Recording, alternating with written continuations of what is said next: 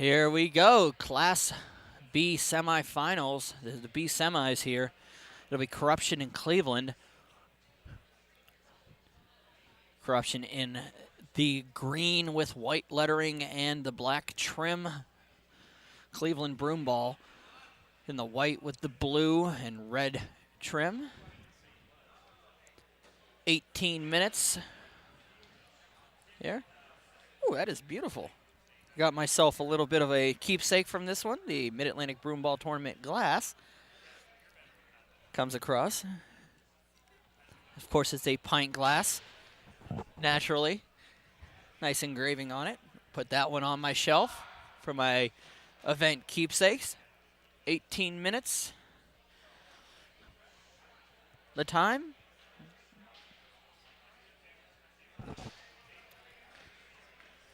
Winner goes to the B final.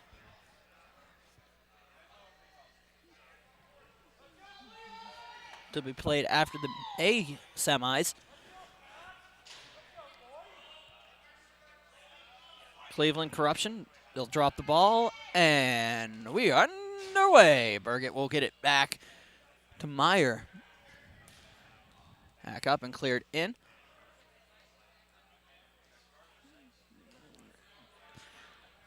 Dumped in by Corruption. Cleveland will take it. It'll be Burgett. Waiting, thinking about it. It's a little bit of pressure, goes behind the net. Dump it up for Roth. Back down for Burgett. He'll carry it out of the zone. Back up for Meyer. Cross for Roth. Pressure on nicely by Feynman. Feynman called a game yesterday for us. Thank you so much. Giving me a break during that crazy day. Back and across. They'll battle off, and Roth will try to separate it from Camphouse. It'll go in for Burgett. Back for Roth. Shot on. And our first deposit of the day in the Maytag Bank. And with 16:41 remaining in the first half, nothing is your score. We'll have a face-off to the left funky dot here. Captain Brett Schneider will step in. Looks like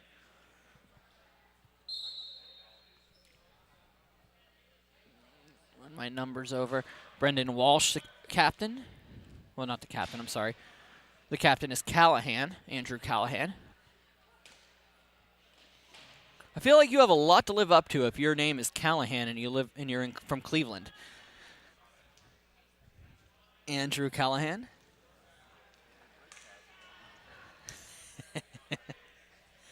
Back down. Low. But is kept nicely in by Gooby. Jason Gooby. Waits. Thinks about it. Dumps it down into the near corner. Shot on. Big save there. Woo! Save made there by Jason Hallman. Having to go across, and 15:27 remaining in the first half to keep it 0-0 here.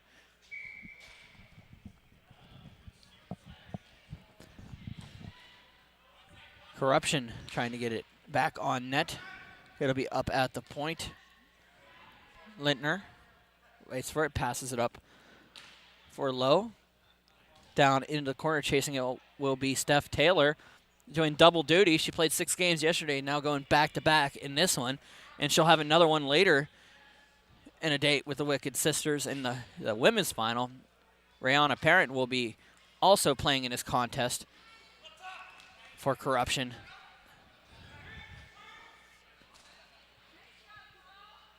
Rostered for Cleveland, but not playing in this one will be Emily Cummings. She played in the first game of the day. It'll be dumped down. Corruption brings it in.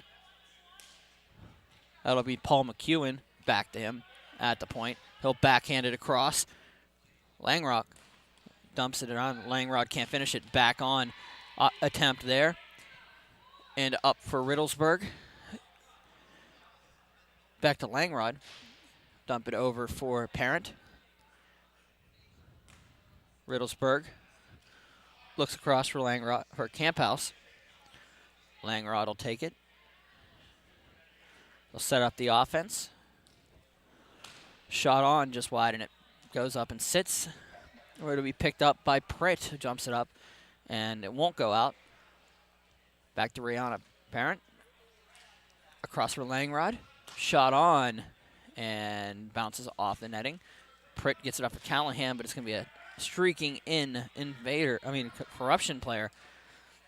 Back down Parent, waits, thinks about it, goes across for Langrod.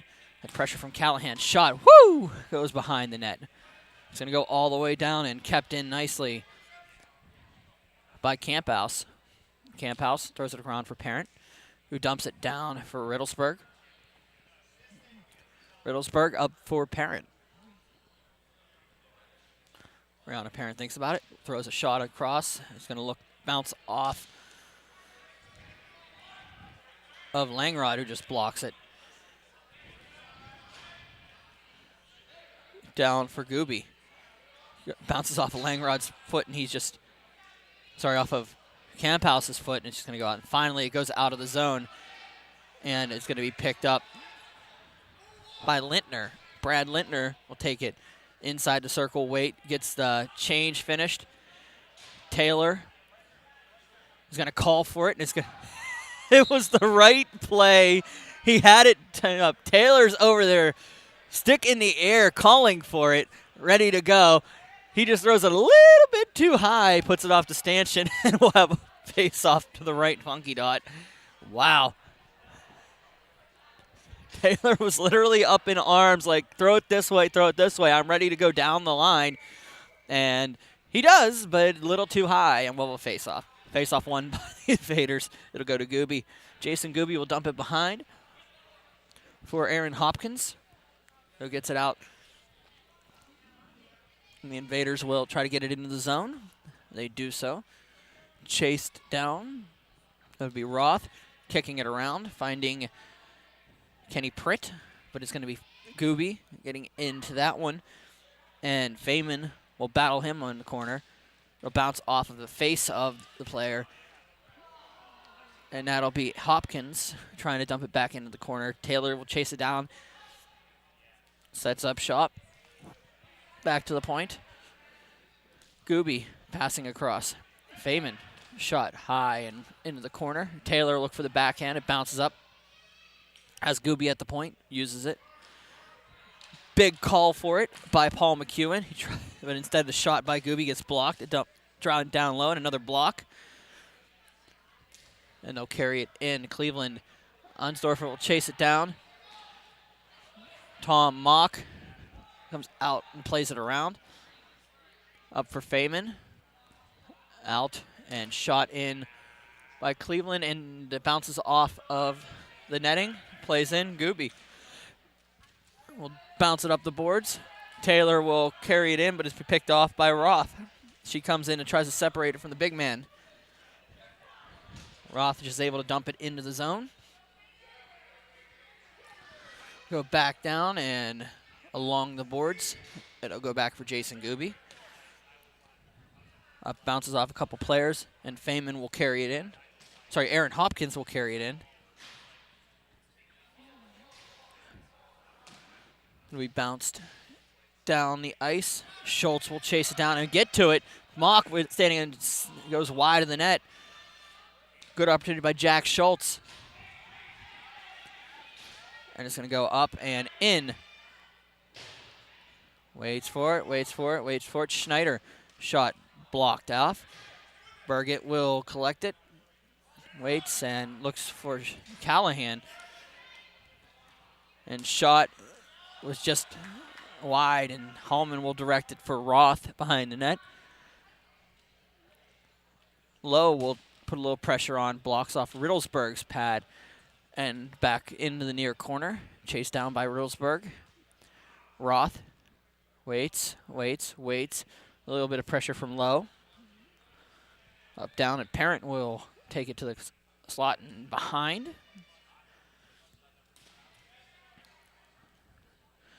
It'll be Brett Schneider dumping it down. It's been corruption all game so far. Cleveland able to get a couple opportunities, but nothing that ends up in the back of the net. Goes up. They'll set up the offense. It'll be Langrod. Plays catch with Schneider. They liked it so much, they'll do it again. Schneider. Back down for Parent.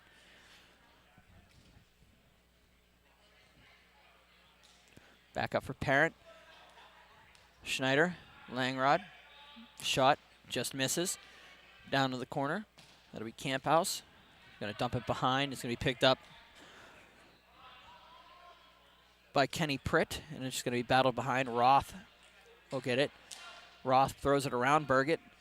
Safara battles on near side. He picked up Schneider. Carrying it in. Switches places with Parent. Roth will dump it off the boards, and it's going to go down the ice. Mock will come out. Tom Mock kicks it up. And it goes to Callahan. I'm just going to go and nicely kept in. Meyer, and it's going to be picked up and going the other way is Feynman. He can't break through the defense. Roth will dump it down into the far corner, and an icing call will be made. 7:33 remaining in the first half. Men's B semifinal, number 1. Cleveland and Corruption. Face off to the left. Yep, the dog agrees with the icing call. I agree, Pup. Down 1 by Corruption. So it's been basically almost all Corruption at this point. Gooby. Watch it get cleared down. McEwen gets on his horse and gets down in the near corner. McEwen holds onto it. Will carry it in. Dumps across. Gooby. Waits, they'll set up the offense. Gooby dumps it in, doesn't get all of it, so an opportunity for Cleveland if they can get to it. It goes out of the zone, they'll battle it directly underneath us. A backhand, nice over for Taylor. Taylor, top of the circles, across, throws a nice pass for Feynman. Shot on, looking for Taylor on the tip, and it goes off net. Oh, she just missed the tip going in. Feynman and Taylor putting on a clinic. And Taylor ends up in the net, knocking the net off, and 6:17 remaining in the first period. First half here. Once again, the rules state, here's how it works for a semifinal playoff game. 18-minute running clocks. The last 2 minutes of the second half, if we're within 1, is a stop clock. In overtime, it'll be 4 minutes, 5-on-5 with the goalie, and then 4 minutes, unlimited time, no goalies, 4-on-4. They're both 4-on-4. Golden goal rules will apply at that point. It'll go out and up.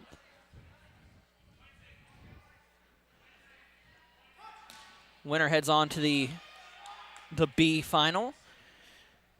It'll go into the corner. It'll be low. Can't get it up to the point. It'll be Blintner playing catch with Langrod. A battle on, and good play to separate it for Corruption. Taylor into the corner. Taylor just played in the women's semis, and she has a women's final coming up. If Corruption is to pull this one off, she will have 2 more games after this one.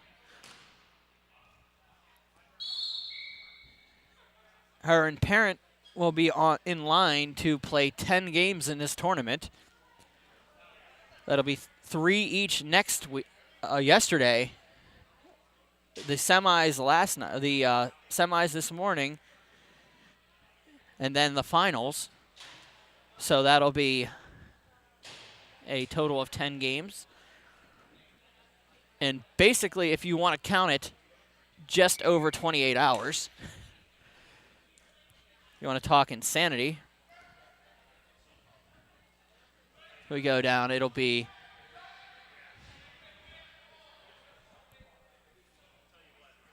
four minutes remaining in this one. Cleveland looking for an opportunity for Callahan. Dumps it into the corner.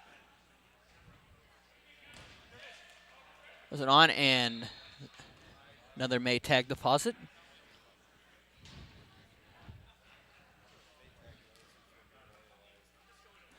He has something named after him. He shouldn't be too upset about it. No, that's fine.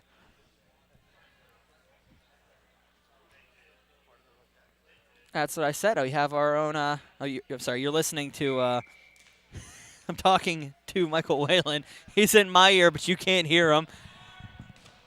So it's going to sound weird like I'm talking to myself, but I am not. Michael Whalen just shooting me information across, producing a little bit here on the camera for me. Former board member for the Pittsburgh Broomball Club. Goes up, and they'll face off down to the left.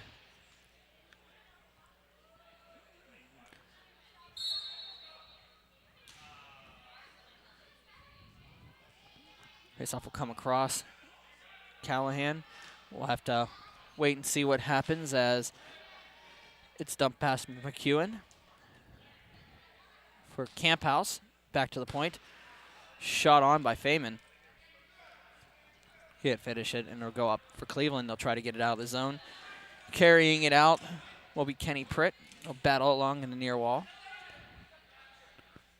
Burgett switches with Meyer. Tries to get it back to him. It's picked up and shot by Riddlesburg. Bounces around. Opportunity for Feynman to pick it up in the slot. It's going to go up, and it's going to go out of the zone. Camp House with the opportunity. McEwen will have to collect it back. They'll have to get onside. They'll get the switch. Passes around for Schneider. Brett Schneider, the captain. Waits. Corruption will just shoot it in. Gooby into the near corner. The far corner. It'll be Schneider chasing it down. Hopkins. It's past him, and Burgett will carry it out. Burgett into the zone. Dump down and behind the net. It'll be McEwen. Can't get it. It's going to go to Callahan. Callahan can't get it out, and it'll go out for Riddlesburg. Carry it down the ice, and Schneider is going to go across. Backhand shot blocked. Hopkins with the shot. Whiff on the shot by Lintner. Goes back out to get a second chance. Nope, and here comes Schultz the other way. Jack Schultz. Oh, nice keeping. Nice keeping. Offside, offside, offside, offside. They didn't keep it all the way in. They were able to maintain possession but not keep it in. Under a minute here in the first half. 0-0 is your score. Corruption and Cleveland. Corruption with all thing, and that one just goes clear straight out into the benches. And we'll have a face-off coming up to the right side of the net. 37 seconds remaining here.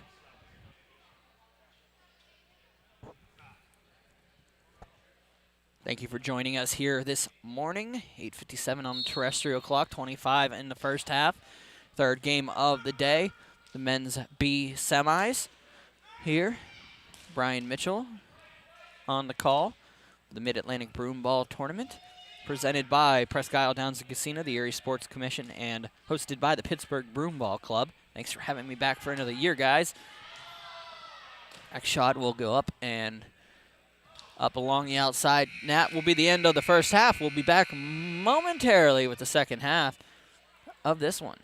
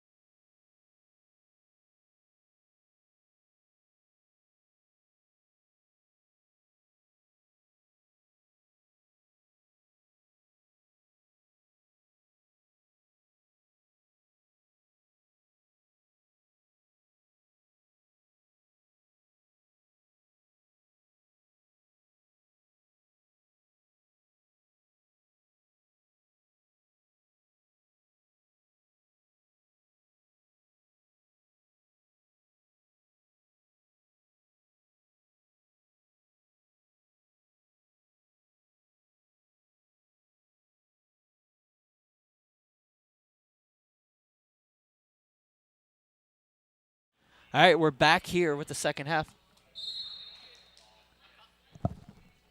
Thank you. Face-off won by Corruption.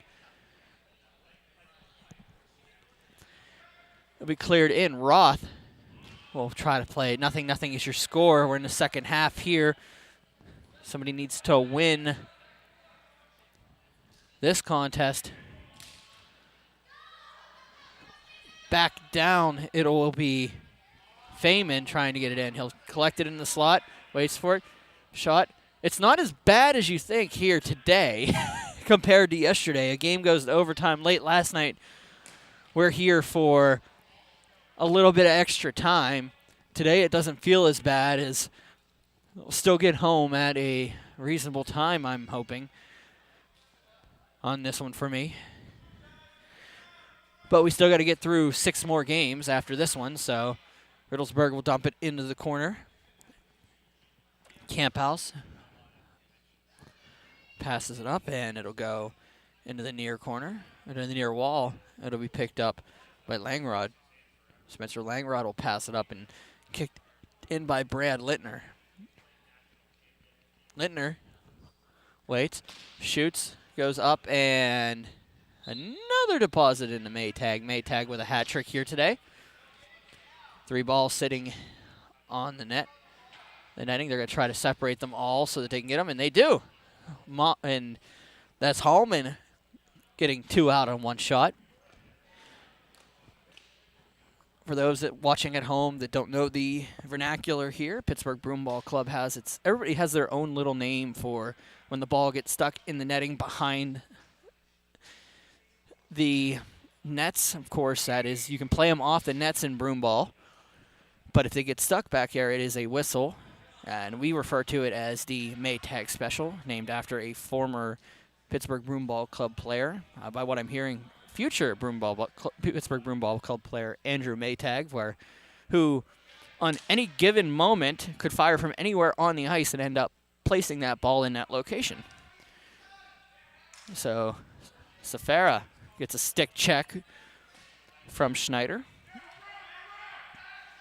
Everybody has their own vernacular for it, but that one has stuck over the years, even years after he's left the program. Up and around.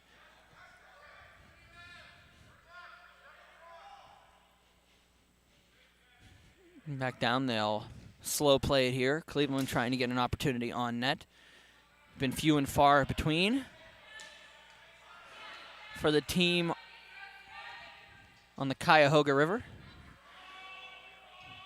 Off is the call. He doesn't touch it, so they'll get back up and touch up. Cleared down by Roth. He'll look for Schultz on the streak. He's going to go down for an icing call, and that'll be the call. 14:50 remaining in the second half. Once again, just a refresher. Overtime rules, 4-on-4 for 5 minutes with a goalie, and then 4-on-4, no goaltender for infinity time until somebody puts one in the net.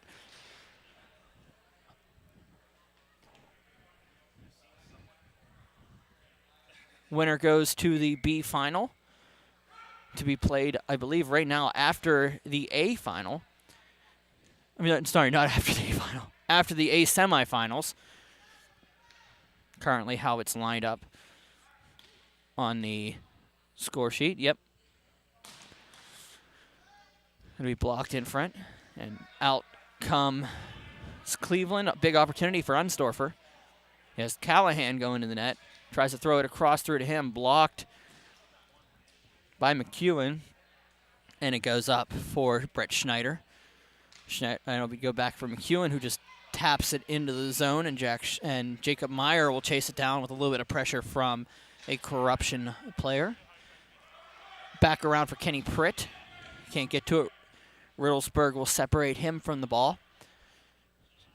And Lowe waits for it, throws on in front, and just palmed by the goaltender, Jason Hallman. Made that look simple. 17 remaining in the second half. Running clock here until the end. If it's within 1 goal, which right now it is, in the last 2 minutes of the game, it will be a stop clock in regulation.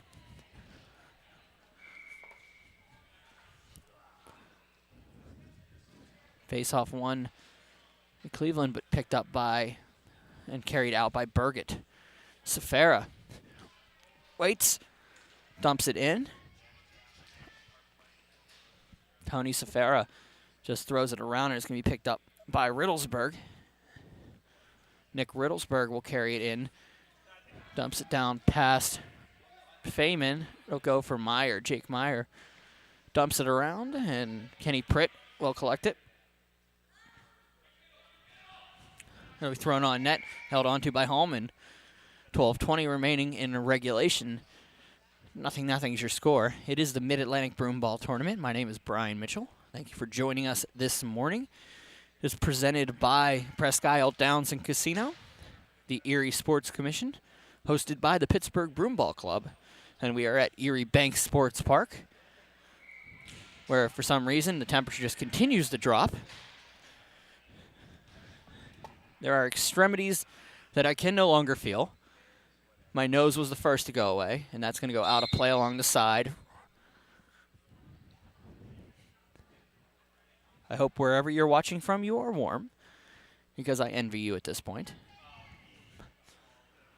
Of course, the tournament being truncated to one rink, usually a two-rink tournament. We were supposed to have feeds on both rinks this weekend. Found out during the week that we lost the main rink behind us, the Otters rink, due to compressor issues. It is currently a concrete graveyard that I tried to, unfortunately, not win a battle of calling a battle royal for our final matchup so that we didn't have to call a game. Just throw them all on there and the last one standing wins. But no, we had to truncate it down to about 20 and a half hours of broomball yesterday on this rink because we couldn't find ice anywhere else to fill in. We made it through. All of them are in the archives if you want to go back and watch any of the games. We had 3 separate feeds for you. It was the morning grind, the afternoon hustle, and Broomball After Dark. Go back and check out any of them on demand on Broomball Central's YouTube page. All the action was covered. We didn't lose any of it, which is amazing if you consider 26 games in a day. We didn't lose a single one. Everyone was covered. Everyone was played, and we're here for 9 more today, 6 more after this one. We cleared in Taylor on the half wall. Back up to the point. Lintner. Across for Langrod. Back for Lintner.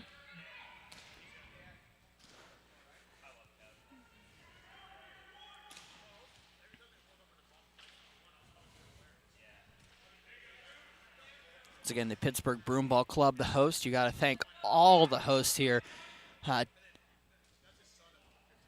Tyler McGuigan, of course, Dan Yost, E.J. Thorne, Katie Heckman, the board of directors for Pittsburgh Broomball Club. If I'm missing one, I apologize. I'm not sure if I am, but they are taking care of all this tournament. They had to put all the stress on themselves to get this completely rescheduled. I remember several conversations with Tyler McGuigan about this one, about this being stressed out about not being able to figure out ice time. They actually literally didn't know up and through Thursday of what they were going to do with the ice, having that much, and it wasn't made till late Friday. The decision wasn't made to go to one rink, so it wasn't they were sitting on it. It was literally a fluid situation, and they had to figure it out as they moved along. But this one's 0-0. We made it to the semifinals and tossed in front. Corruption trying to get the go-ahead, and into the wall was Langrod.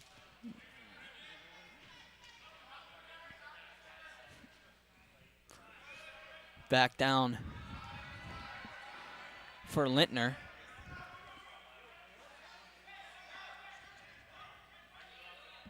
Lintner will come in, kicks it across. Down for Schneider, dumps down. Langrod throws it on and dumped in.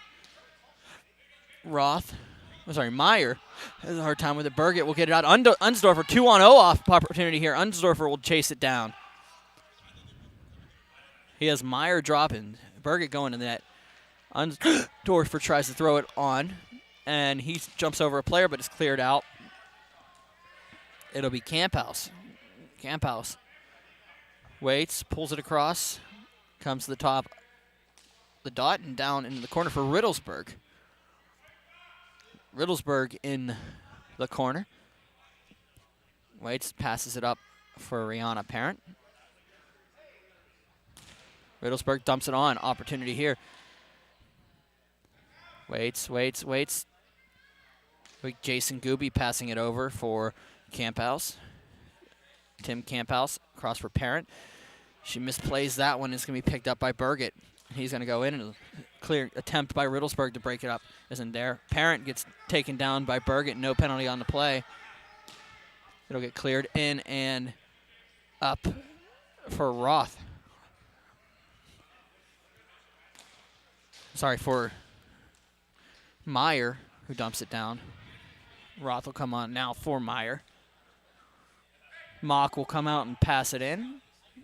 Not a lot of work for Mock here this morning, as Corruption has had pretty much the lion's share of the opportunities. Had a little bit in front. That was Hopkins going in with Roth. Dumped on by Hopkins on the backhand. Sneaky shot. Doesn't make it through. Camphouse behind the net. He'll go up, set up shop in the corner. Take a little thought process. Waits, walks out a little bit, passes it up to Gooby, Jason Gooby. Across. That'll be Paul McEwen. McEwen gets it back for Gooby.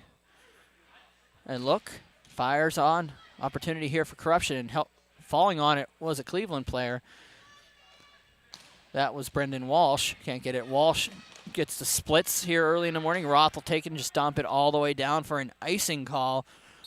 5:53 remaining in the second half. Scoreless. Timeout is called in favor of Cleveland. There's no... It's a stop clock. There's no talking about it. That's one of the rule changes you get for this one. To keep the clock moving, you have to be able to get back to the play. Apparently, Corruption just ignoring that rule and standing at the line, talking about it. They're not happy about it, but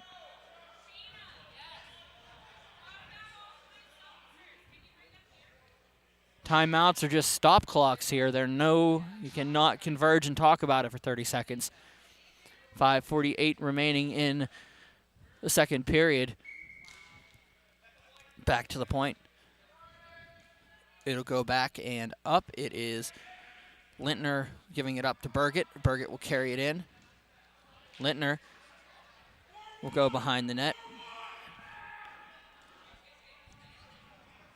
Cleared down. It'll be nicely picked up by Taylor. Steph Taylor will wait, throws across for Brett Schneider. Taylor shot. Tipped in front. Low. Waits. Thinks about it. Converges. They're going to call the offense. Hot on. And it'll go back behind for Callahan. Andrew Callahan. Humps it in for Lintner. Nice job to throw it in the zone by Schneider. We'll throw it across for Lintner. Top of the circle. Back Schneider to Lintner. Down for Riddlesburg. Shot behind. Taylor with a backhand shot. Blocked and dumped to the point. Lintner will dump it across for Riddlesburg. It's been basically all Corruption here in this contest, but 0-0 is your score. 4:30 remaining in the second half here, regulation. Lintner across for Taylor. Taylor's shot bounces off something. Oh, almost went off Roth into the net.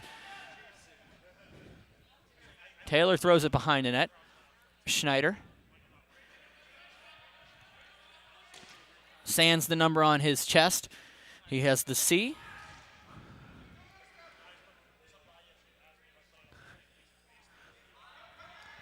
Goes down, throws on. Block in front. Hallman. A battle. Taylor will shoot again. Goes over for Riddlesberg in the far corner. Riddlesberg waits for it. Dumps it on. It goes wide. Taylor one-hammer. Shot. Bounces around. Opportunity for Schneider. Will back it off and waits. Backhand shot. Sneaky shot. Roth will take it on the backhand. Dump it up the boards. Off the side of the netting. Face-off will come all the way back down to the right. 3:37 remaining in regulation.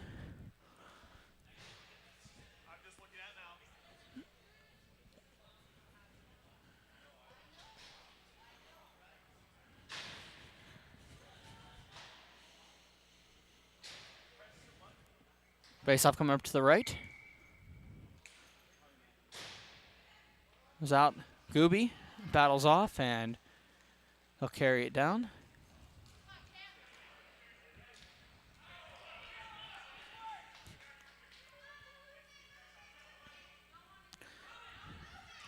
Following this contest will be the Bombers versus the PBS squad, the Chuck Wagon squad from Boston, Pittsburgh, and I believe Buffalo. I'm not 100% sure on the third team. I believe it was Boston and Pittsburgh at minimum. Oh, and one from California on that squad. And it'll go off the sidewall and come back down. 2:30 remaining, second half.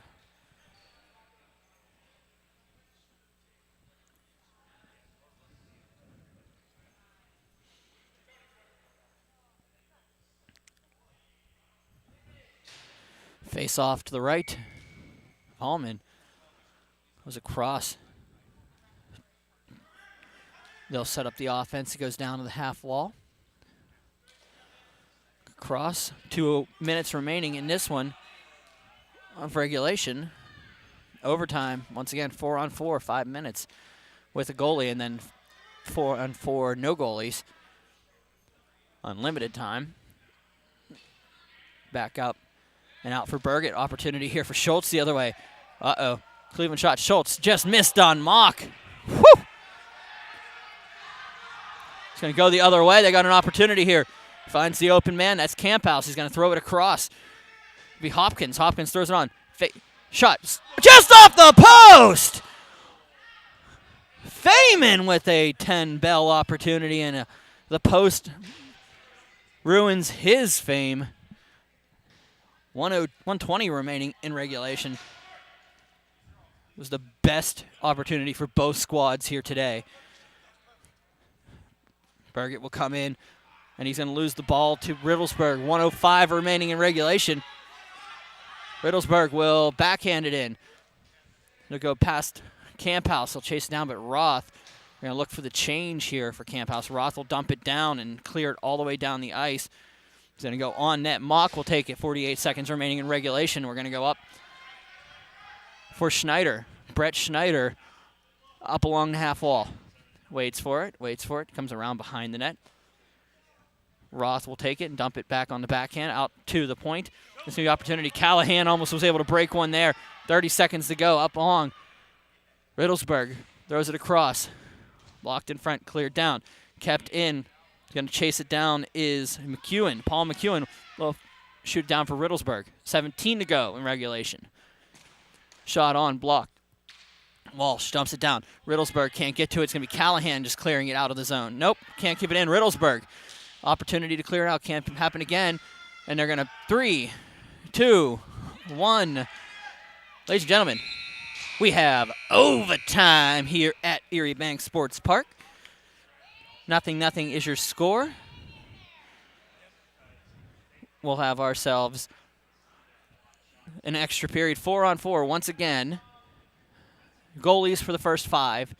And then we'll go no goalies for an infinite amount of time here. So we'll be right back with the overtime period.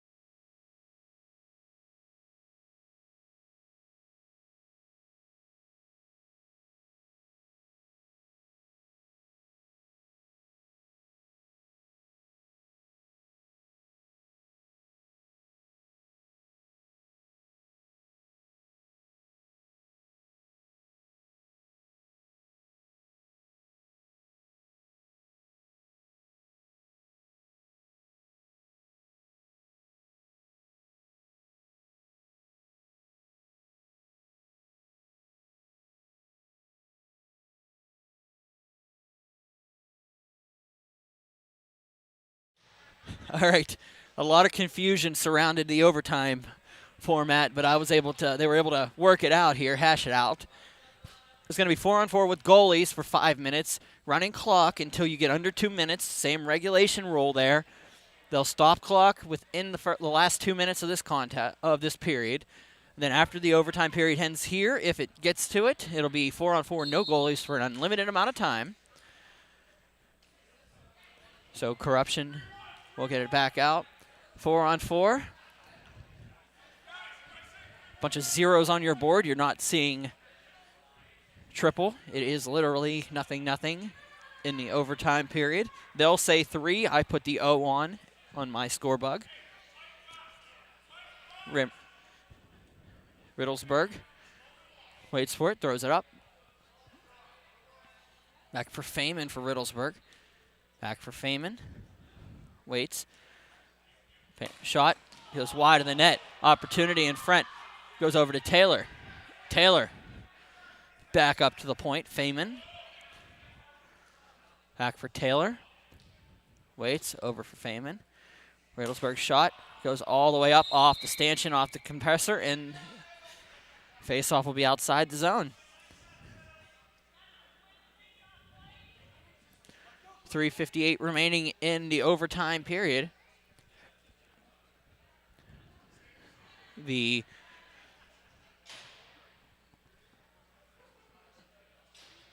overtime rule coming into effect here in the first men's semi.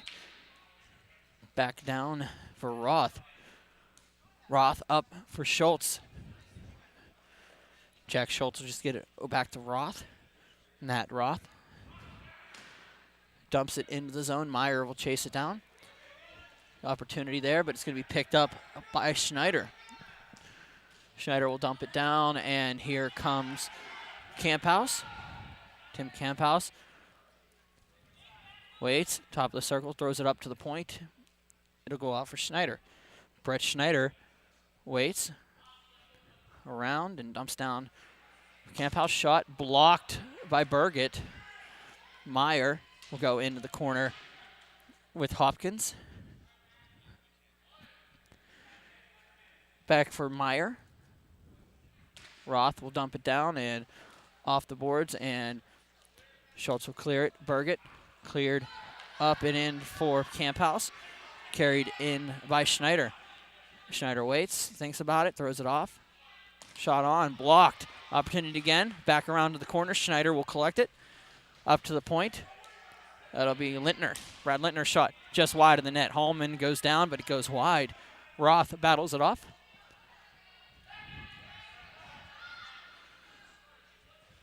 Goes down for Roth. Into the corner. That'll be Camphouse. We'll dump it down. 2 minutes coming up on this one. Once we get under 2 minutes, any stoppages will be a stop clock. They get onside Feynman. He'll get the switches off. Feynman waits. Gets around Roth. They'll set up on defense. Feynman for Riddlesburg. Throws it on net. Blocked. Schultz. Battles, throws it on net. Opportunity here. Riddlesburg can't finish off the play. Woo! Drama here late. We'll also dump it around. 1:38 remaining in the period here. Feynman goes in hard. Opportunity, Riddlesburg. Shot. Looks for the tip. Nobody home. Taylor was coming in. Opportunity here. Gooby up for Taylor. Steph Taylor back for Jason Gooby. It'll be Feynman. Riddlesburg. Shot. Oh, off of Hallman. Back down for Gooby. He'll carry it back, slow down the play. 1:13 remaining in the first overtime period. Shot on, goes into the far wall and bounces back in. Come down, Riddlesburg shot wide. Back for Gooby. Gooby waits for it, thinks about it, keeps it low, passes it down to Taylor. They'll reset. Taylor on the half wall. Feynman drops, but it'll go back up for Gooby. 46 seconds remaining. Throws it over. It'll be Riddlesburg for Feynman. Feynman at the slot. Riddlesburg will take it. Shot. Looks for it. It bounces off and save made and cleared all the way down on for Mack with 28 seconds remaining. Mack will throw it down for Gooby. It'll be picked up by Feynman. Paul Feynman will carry it in. Back down. Riddlesburg, shot just misses. Back down and cleared out of the zone and down the ice. 10 seconds remaining. Opportunity here for Callahan. Mock will get there and clear it down. 6 seconds to go. Mock will have to play it and just kill the clock, and we'll have Callahan will tie up for Mock along the boards, and we'll have ourselves a second overtime period. 4-on-4, no goaltenders. It's time to make the bread, folks. You want that bread? Get that bread. No goaltenders in net. Golden goal rules apply. We'll be back momentarily with the second overtime period.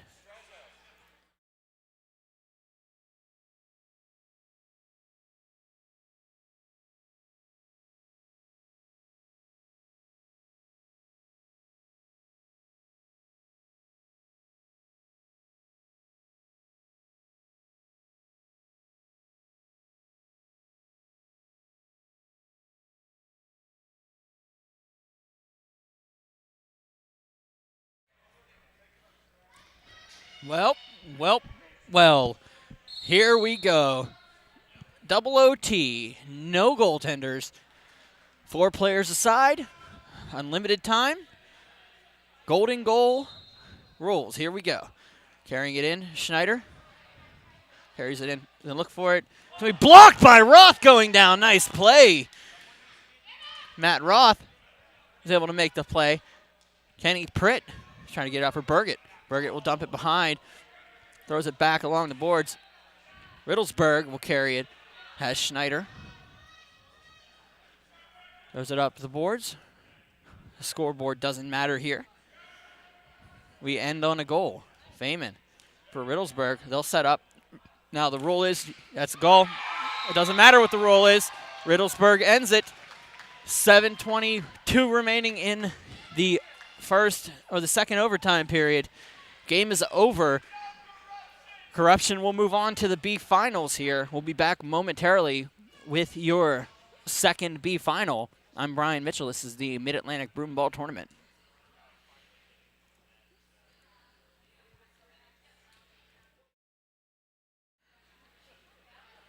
I'll get you the handshake line here. They'll shake it out, and then we'll go over.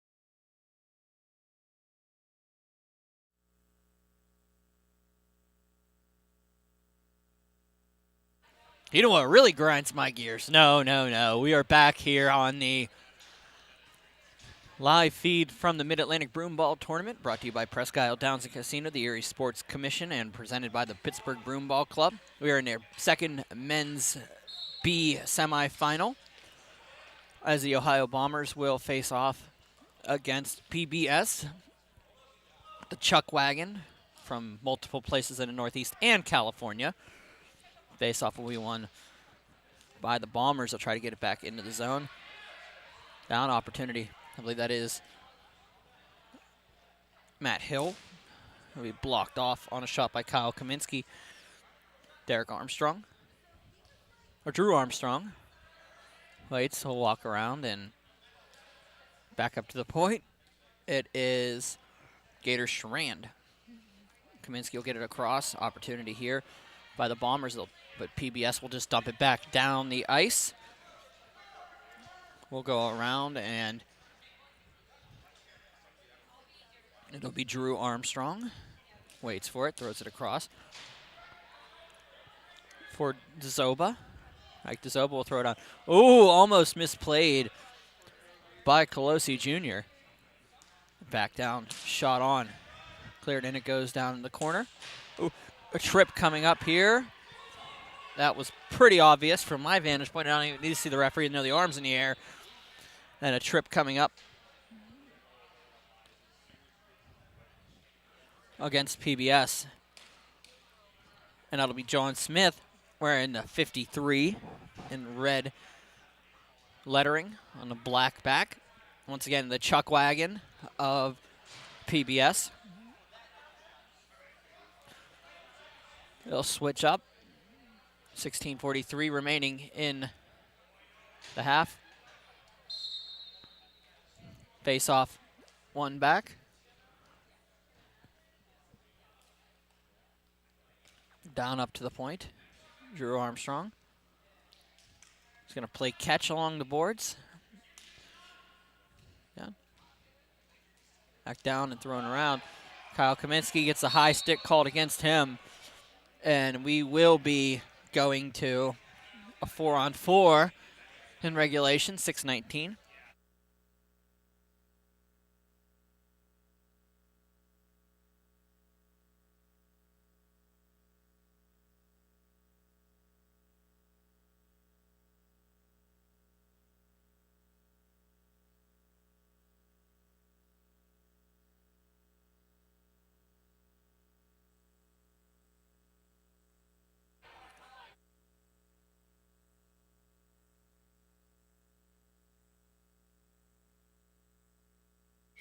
Face-off coming up to the left of the Bombers' net.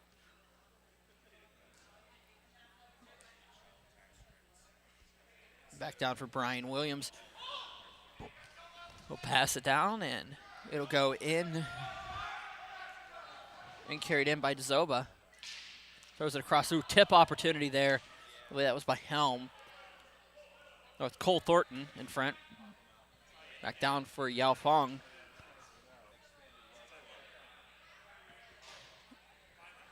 We'll go out of the zone and back down for Travis Helm. Helm goes into the far corner. Has Kang in front. Andrew Kang will run around and gives it back out for Thornton.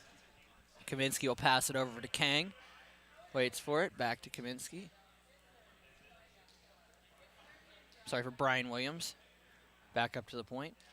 Williams. Down for Williams. He'll wait. Wait. Kicks it over for Helm.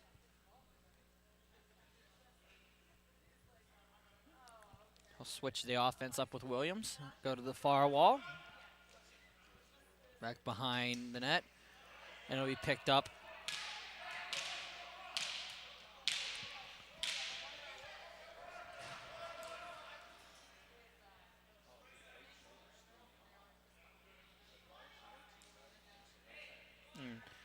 Kang passes it up for Helm. Down in Tanier. So back into the corner. Picked up and cleared out. They cleared down.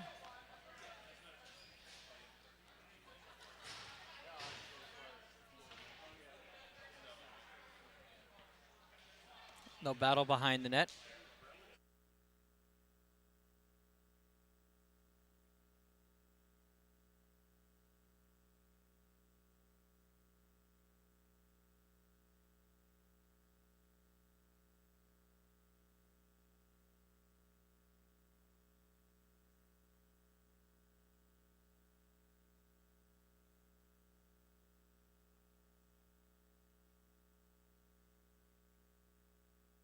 And that's a goal by the Bombers. That's going to be Gator Schrand with the goal. And it'll be 1-0 Bombers.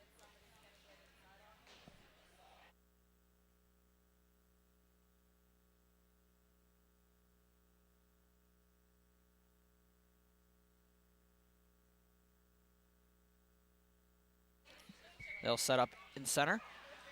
Cleared in by John Smith.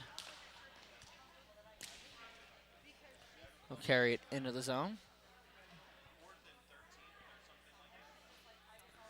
It'll be cleared down and blocked out.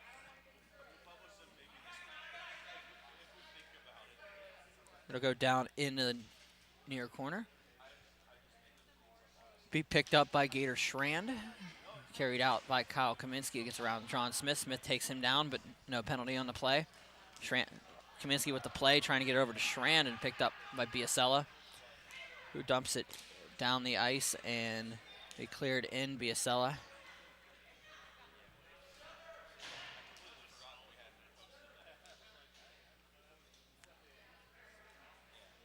Best's wearing 50 tonight.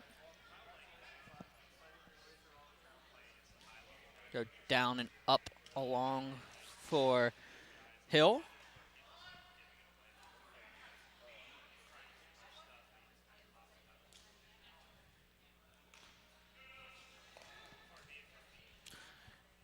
Be carried in by the Bombers, and it goes back to Armstrong on the blue line. 11:46 remaining in the first half, 1-0 Bombers. Winner gets to dance with Corruption. Down and throws around. Behind net. They'll battle off.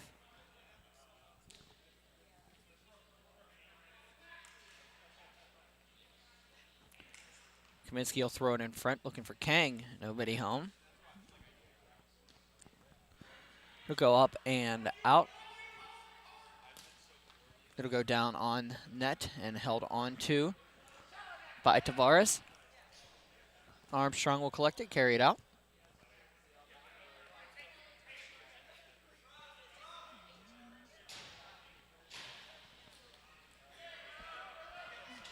Cleared in. Here comes Biasella around the play. Comes in and it's separated off.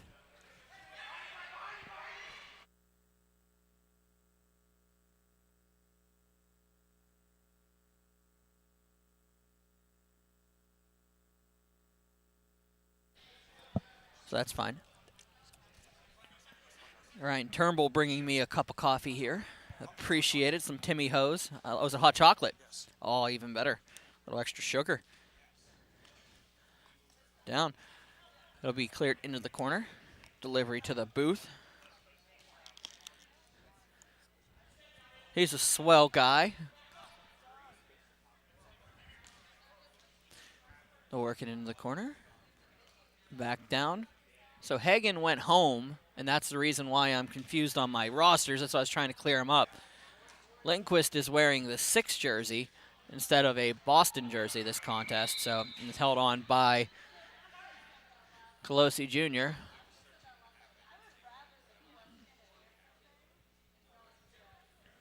They threw me off a little bit there. I was trying to figure out what was going on. And the faceoff will come in to the left of Colosi Jr. Once again, winner gets to play.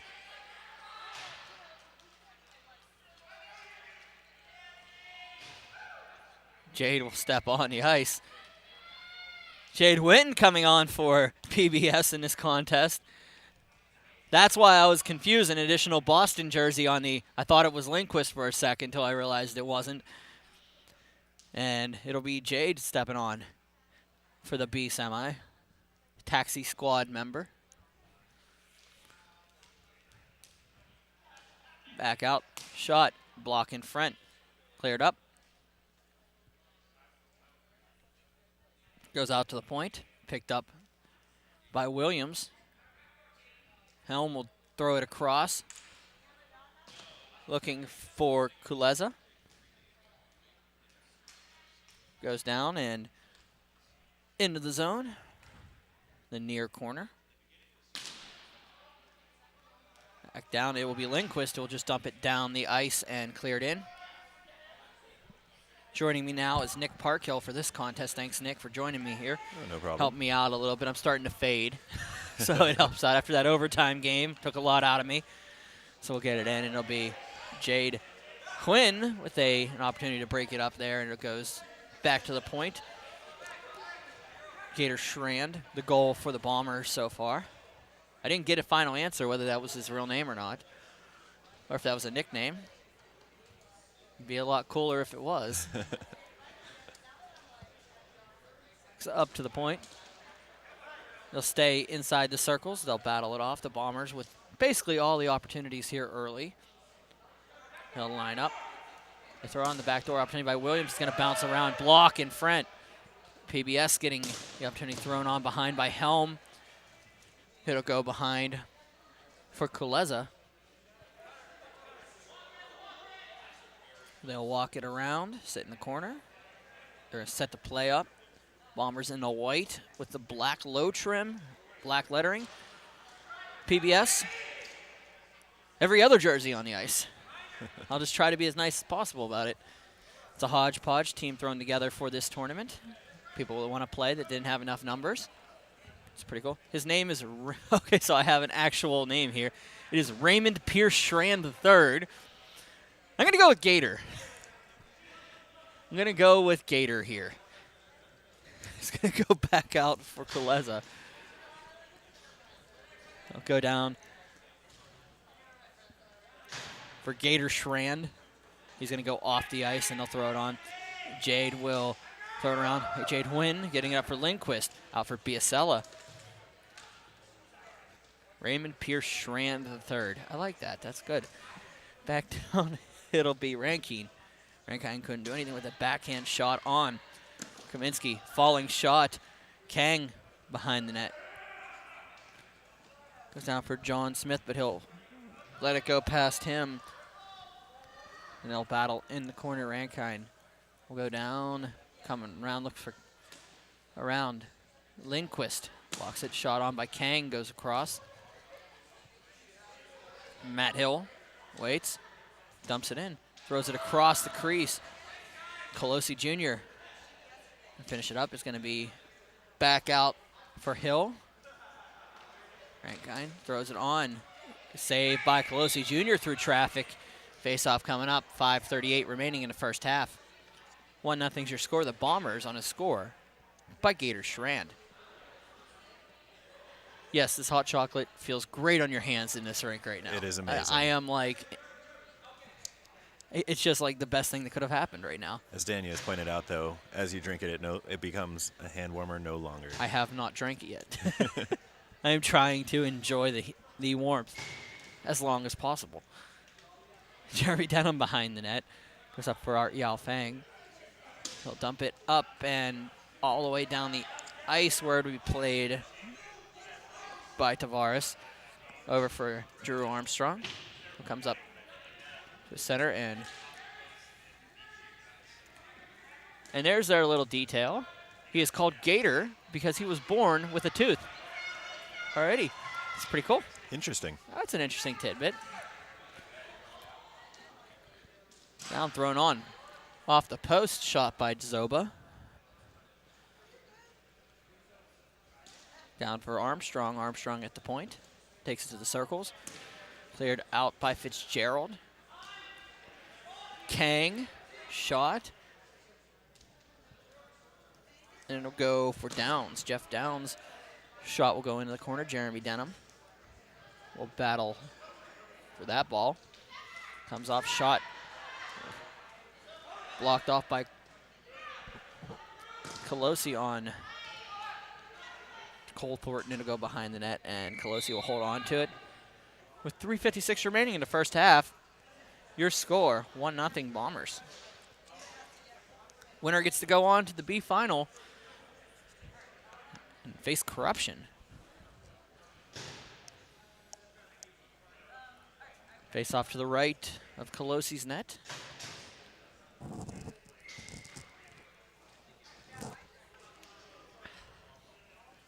It's good hot chocolate. It is very good. Down shot on, just wide of the net. Helm with another shot, goes back to the point. Dump down. Armstrong. As Kaleza on the center point, he's going to go and activate to go down low. Switch up with Helm. They'll go down to the near wall. Up for Helm. Shot.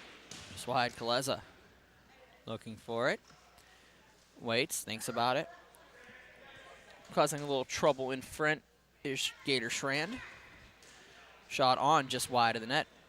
Schrand waits. Has Armstrong. Uses that outlet. Waits. Helm on the far point. Goes to him. Down for Summers. And Summers will just dump it up for Helm. It's going to be picked up by Biasella. Roberto Biasella will take it and just dump it in the zone. Brian Best is going to chase it down with Drew Armstrong. Biasella is going to get there. Both outlets are covered. Fitzgerald tries to break that play up. Gets a stick in there. Opportunity thwarted. Going the other way. Helm. Biasella ties him up along the boards. Lindquist will go into the far corner. Dumps it around.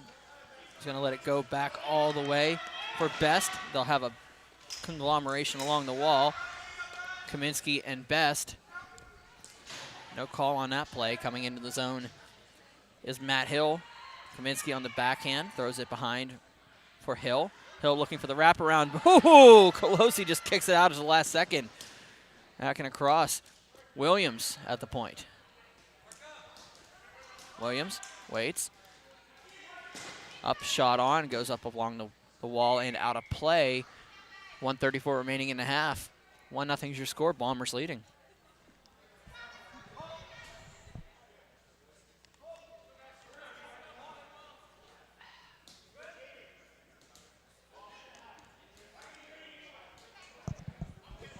We will stay here as we walk our way into the men's A semis after this contest.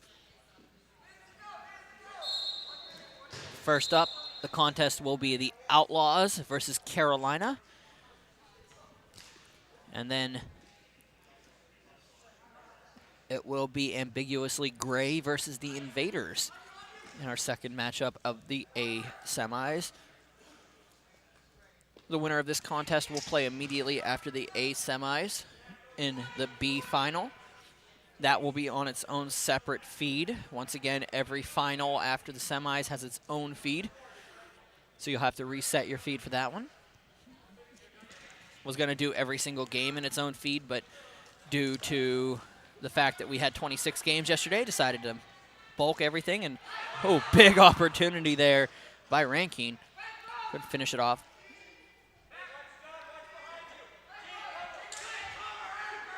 They'll battle in the corner.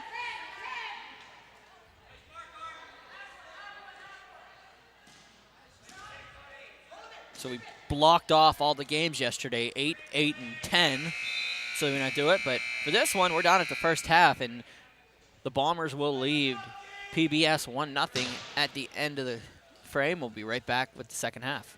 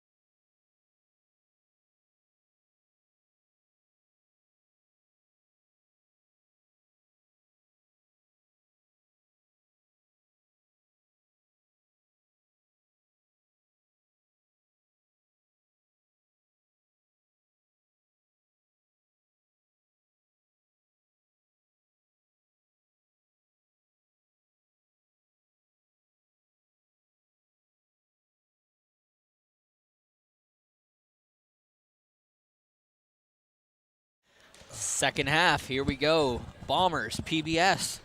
Winner gets to play Corruption in the final after the A semis. 18 minutes, the time limit here in regulation. We make it all the way down to the 2-minute mark in a 1-goal game. It'll be a stop clock. Face-off one back by PBS, and they're going to be able to carry it in. Best can't handle it, so Armstrong will have to play it played off of the referee's foot. Carried in by the Bombers, and Best waits and battles off. It'll go down for Gator Schran.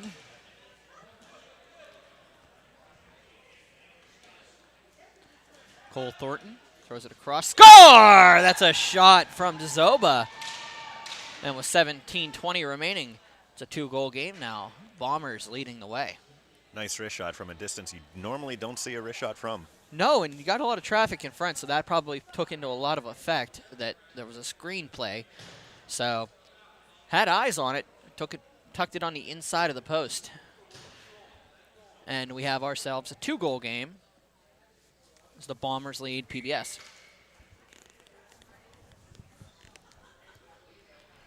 Williams throws it up. Fitzgerald will just back that one in behind the net. Bounces a weird bounce behind. Tavares didn't know how to play it, so he just let it go and let his team do it. Roberto Biasella lets it go for Denham. Jeremy Denham passes it up. Shot blocked. Best battles off. It'll go around. Biasella tries to throw it in front. Nobody home. Well played Pong in the corner. Back for Jeremy Denham. Shot corner of the net. And it hits Yao Fong. Can't finish the play. Biasella will try, and it'll be picked up and one-handed out by Summers. Don Summers. Had Kuleza streaking, but unfortunately couldn't use that play. Best gets it into the zone and then drops it back for Denham. They'll wait. He picked up and muscled off of that one. Penalty coming. Kuleza, a penalty coming up. That was obviously a penalty on Best. Nothing he can do about it. He just muscled a player down to the ice. 15:36 remaining in the second. We'll have a penalty coming up against Brian Best.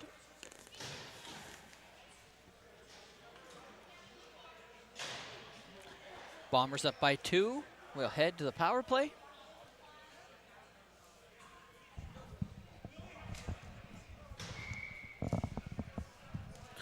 One by PBS out of play. Drew Armstrong will have to go back and collect it at his own blue line. Up into the zone. Kaminsky for Armstrong. Back across for Rankine. I'm sorry, for Hill. He gets it to Kaminsky. Bounces it to Helm. Helm for Armstrong. Helm. Shot. Pass down low. Kaminsky. I'm sorry, that's Dzoba down low. The 9 snuck in on me. Kaminsky's down on our right. Down low here.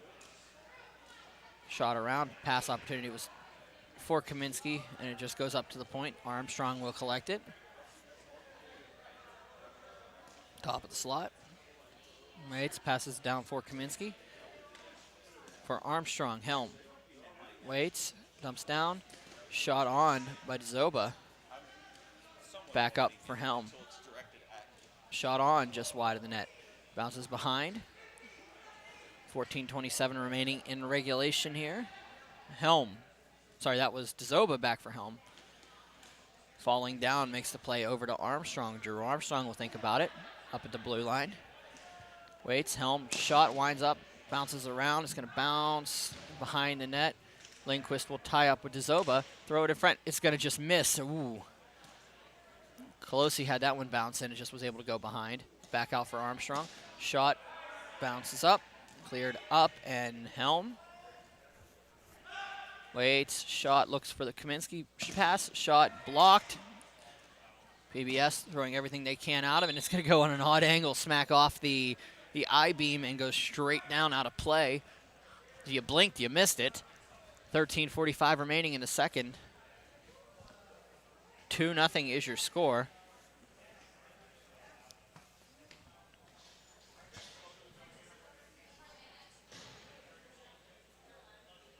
Face-off coming up to the left of Colosi Jr. Goes down, and Biasella will chase it down, but kept in by the Bombers. Biasella, the one-man wrecking crew in a neutral zone best. Back on the ice, 13:30 remaining.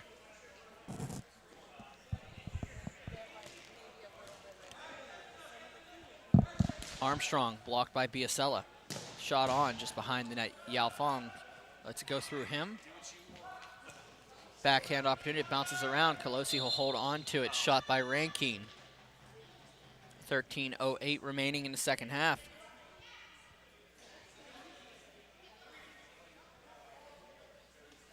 Regulation here. 2-0 is your score. The Bombers leading. PBS, the Chuck Wagon of the Northeast, and California. I better make sure I get that right. Cleared down. It will be behind the net. The Bombers will chase it out. It'll be Radkeed.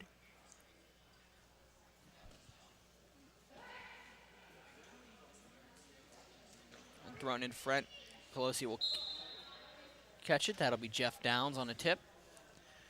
12:20 remaining in the second. We'll have a face-off down to the right. PBS ready to roll. The Bombers changing out their core. Stepping is Helm. Face-off dropped. Williams waits. Blue line. Kicks it in. Excuse me, on the half wall. Looking in front, shot, scores. Oof. That's a goal by Don Summers. He just fires one high, bounces off the crossbar, and in, and 11:45 remaining in the second half. It is 3-0 Bombers. Looked like Brian Best got something on that shot to try to block it, but just popped up and right under the bar.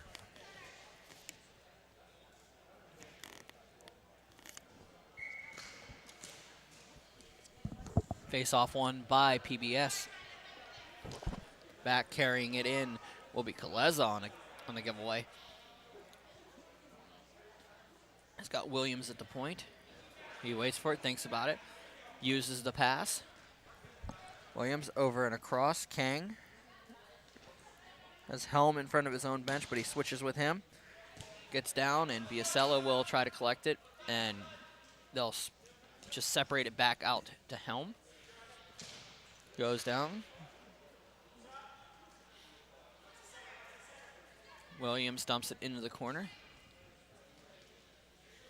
Summers, the third goal scorer, beside the net.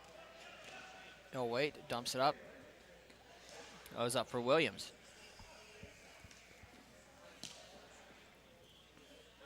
Shot on, blocked. 10:21 remaining in the second half. Helm on the backhand. Shot wide. Summers behind. He has Quinn. It's into him. Williams waits. Throws it down along the half wall. They'll set up the offense. French shot on. Score by Kaleza. 9:50 remaining in the half. 4-0. Put the rebound right through the wickets. Absolutely. The Bombers looking like they're going to go dancing for the B final with Corruption. In control of this one with 9:27 remaining in regulation. Smitty, it's across for Schrand. Dumps it in. Radkeed on the backhand. It'll be Hill carrying along the half wall. Hill over, missing the full shot with Schrand. They'll switch up. So we're going to go to Hill at the slot. It's going to go back for Armstrong on the tip. Armstrong waits, throws it down. Colosi just kicks it back for Jeremy Denham. It's up for Yao Fong, and it'll go up, but nice keep by Schrand. Matt Hill. It's been all Bombers in this one. To the point, shot by Schrand. Looks for the tip in front, scores. Schrand off of a PBS player, as they're calling it. And looks like it was Yao Fong. He's responding as if it was him, and it's 5-0. Just a reminder, we get one more goal from the Bombers. This will go to a mercy roll. Anything after the half, up by 6. John Smith will pass it back. It's for Lindquist. We'll just dump it into the zone. Smith will take it, an opportunity for Kaminsky to dump it down. Jeremy Denham has a hard time with it. Tanier.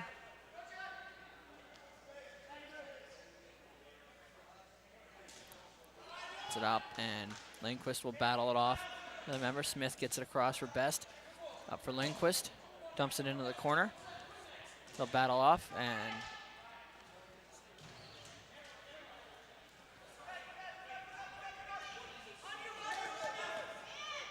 Tanier has a hard time collecting that one, so it'll go up past Denham. An opportunity here, 2-on-1 for the Bombers. That's going to be a hand pass. He can't touch it, so that'll be touched by Lindquist. Penalty coming up. Yes. High stick. High stick. Got him in the on face the mask. play.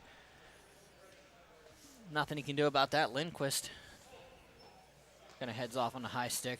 They'll shake it off, and the Bombers going on a power play here with 7:13 remaining in the second half. Can ice the game with a goal.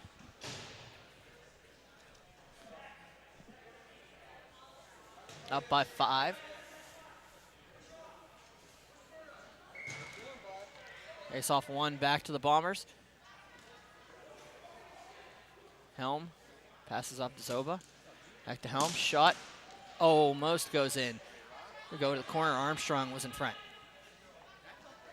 Back along the wall. Up for Armstrong, who passes along down to the half wall. Armstrong. Back down. Shot. Rebound. Just goes wide. Biasella. Kaminsky with a wide open net. Couldn't finish it off.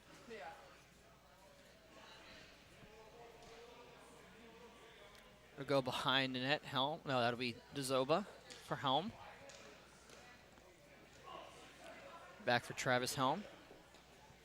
Mike DeZoba for Helm. Back across. Armstrong will collect it on the backhand. Shot. Can't finish it home. DeZoba shoots. Save made. Colosi. Cole Thornton passes it up for Travis Helm. Drew Armstrong back for an opportunity here. Drew Armstrong with the keep, throws it in front, throws it across. Shot on, blocked by Denham. Back down to Zoba. Corner, Kaminsky can't finish the play. 5:57 remaining on regulation clock, 41 seconds remaining on the power play. Zoba goes to the slot, shot, rebound, scores. Game over. Your final will be the Bombers 6. PBS nothing. We'll be back with your next men's A semifinal. That will be the Outlaws in Carolina. I'm Brian Mitchell on Broomball Central Live. Your B final will be the Bombers and Corruption. It'll come up after the second A final. Watch them shake it off, and we'll go to break.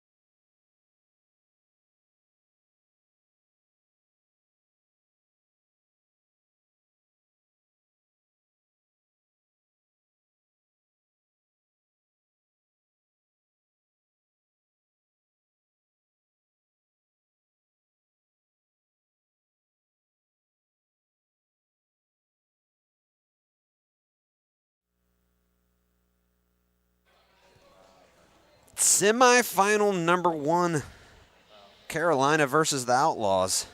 Start off with you quick here. Matt Street, Brian Mitchell in the booth. Brian Mitchell is the king of the jab here, bud. I am amazed of what you've pulled off in the last 2 days. I'm amazed I still have. How many a hours are you in voice. now? Let's see. For me personally, I believe I've called at least 22 of these games. So if the count's correct, my voice is still there, so I can't complain. Is right? that $100,000 check cleared in your bank account yet? I'm You're not getting sure. from the attorney? If there's a $100,000 check that's cleared in my bank account, I'm not finishing this day. See you later, suckers. There's a country that I'll be escaping to, and you won't see me for a couple months. I'm not going to name the country, but I know there's a couple international airports around here. This We're fine. is the game of the tourney so far for me. I've got I got over and under at 3.5, believe it or not, and maybe not a popular pick, but I have Carolina at -0.5. Wow. I'm seeing an upset, and I'll tell you why. This is game 4 for both teams. Look at those benches. There's a lot of blue and not a whole lot of white. Yeah, Carolina came with a basically an amateur pro team. No kidding. A semi-pro team here. They're filled up like it's a hockey squad. A lot of pickups for the Carolina squad. 4 or 5 that I can think of off the top of my head. But that's the big thing, though. You think about how this tournament was built, for the last couple minutes, and you have to have the depth to be able to make it through this one. And Carolina, yeah, they definitely have at least three lines deep. Casey Gibbons and Tommy Mack are the most notable pickups on the Carolina squad. Longtime veterans, ex-Barry's players. They've added quite a punch to this squad, and more importantly, I think they've added just the organization to a great Carolina squad. Saw Carolina at Broomfest here a month or 2 ago, and was just kind of blown away with how much they've improved over the COVID layoff. Program's been doing a whole lot of work. And this will be a statement for the program if they can knock off a squad like the Outlaws here in the semifinals. I mean, 3 years ago, there was no such thing as a high-level Carolina broomball team. If they can make it to the championship at a minimum in this tournament, huge step. Huge step. A lot of that plays into the part of Kevin Strizo on the bench there. He does a lot of filming. And I've said it a million times. If you film, good things happen. Absolutely. You've seen all the games. What's your prediction on this game? I said it in the pregame. If the Outlaws played like they played last night against the Bombers in their final game, Carolina should be able to pull this one off. But if they play like they played earlier in the tournament, because the Outlaws squeaked that one out against the Bombers. The Bombers was a That surprise. They had a tough schedule, fantastic team, top to bottom. They're heading to the B final. Yeah, and just shellacked whoever they just played in the B semi. Yep, they mercy rolled the PBS and squad. And you said in the pregame, the Bombers pretty much. We got a bad turnover in front.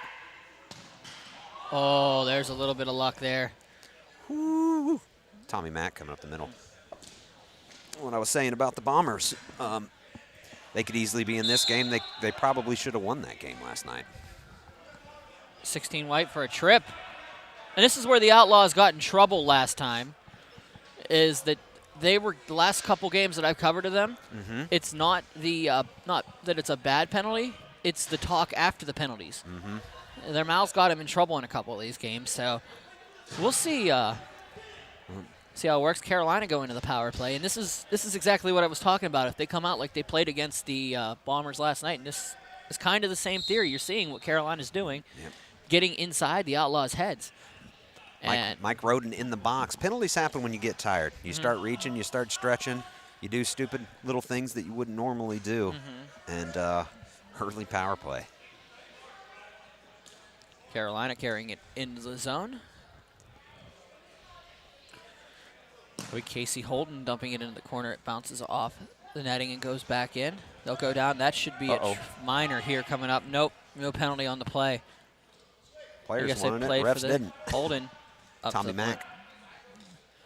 Down shot and goes back up behind. Who's the shooter on this Carolina squad? They've got several. Tommy Mack has been pretty good so far. Both the Holden brothers have goals in this tournament. I think brothers, correct? Uh-huh. In this tournament. So they've had several. They've spread it around. Tommy Mack, though, probably one of the more skilled guys they have. You can't count out Casey Gibbons at any given time. He's not out there right now. He's not out there, but which I find surprising. Backhand shot by Holden. Quite the handles. Casey Gibbon, big shot from 1-3 here. Ooh! Almost a beautiful setup on the back door there from 88. That was Casey Holden, 13. Harpst, 88. Like I said, they spread around the offense on this squad. Tim Painter's been pretty solid. 30 seconds left. Shot on block. In front, opportunity here. Buckley gets it out. Once again, calling out the sickest stash for the weekend. Dirty mustache from Brian Buckley.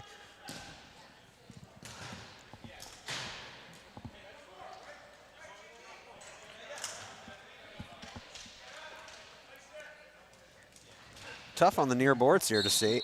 Yes, it is. You can't see anything straight down, so you just have to. I usually go by the. I'm too lazy to stand up. The camera right here to try to use the camera angle. We'll get there. Yeah, I'm too lazy to stand up at this point. So we're almost there. This is the final semifinal game of the day. Game number 6 already. Actually, no, there's one more. No, I'm sorry. There's one more semifinal. There's another one. I apologize. Like I said, I'm getting ahead of myself. I got 4 games after this. 1 semifinal and 3 finals.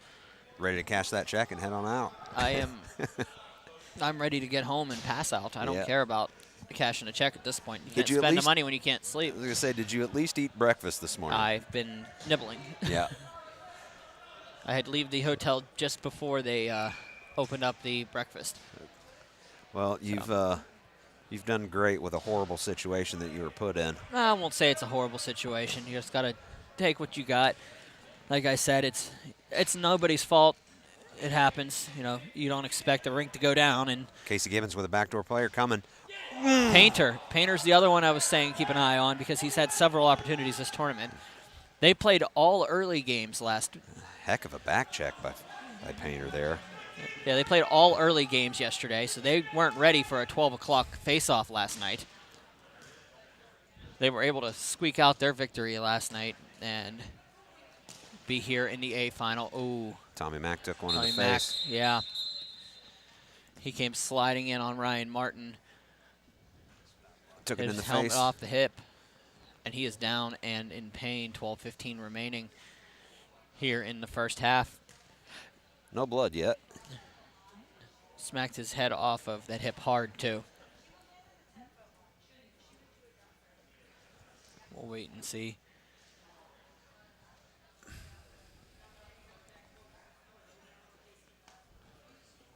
Play before that almost turned out for Gibbons and Painter. The best chance of the game. Knowing Tommy Mack, he'll be up here in 2 seconds, and he'll go to the bench, and he'll be out on the next shift. Well, he's moving. Yep.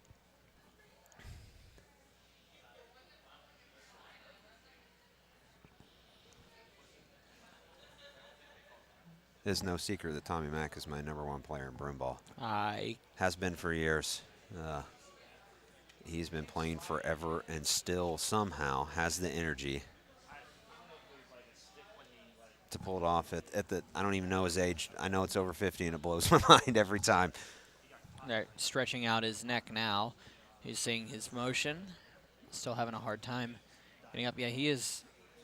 The thing about Tommy Maculus that I've noticed throughout this tournament is his quickness. His decision making is right there. I bet you he took that on the bridge of the nose. Yeah, that's what he's touching right now. He's holding it up, and he'll go off to the bench, and they'll check him out. I'm sure they're going to take one more look over of him, make sure he's okay to go. Yeah, his quick decision-making has been a big difference here for the Carolina squad, and he'll be missed right now on the ice with a $1.17 remaining on the power play. They'll face off at center. He'll be back before the half. Over and under on Tommy Mack entering the game before the beginning of the second period is -275. We got to watch that there, Mr. Street.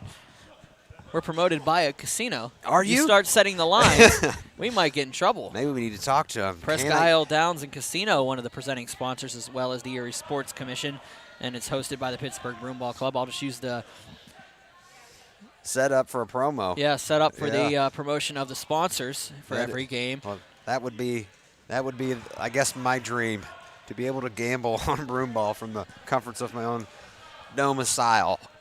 Maybe that's something we get to the Presque Isle sports books whenever we actually get there. Next year's tournament. Back up and along the boards, it'll dump down in. Ooh! Everybody gave an ooh on that high stick from Brian Buckley there. He didn't get it called, but that stick was definitely above his shoulder. Lucky no call there for Outlaws. Innocent high stick, but high stick nonetheless.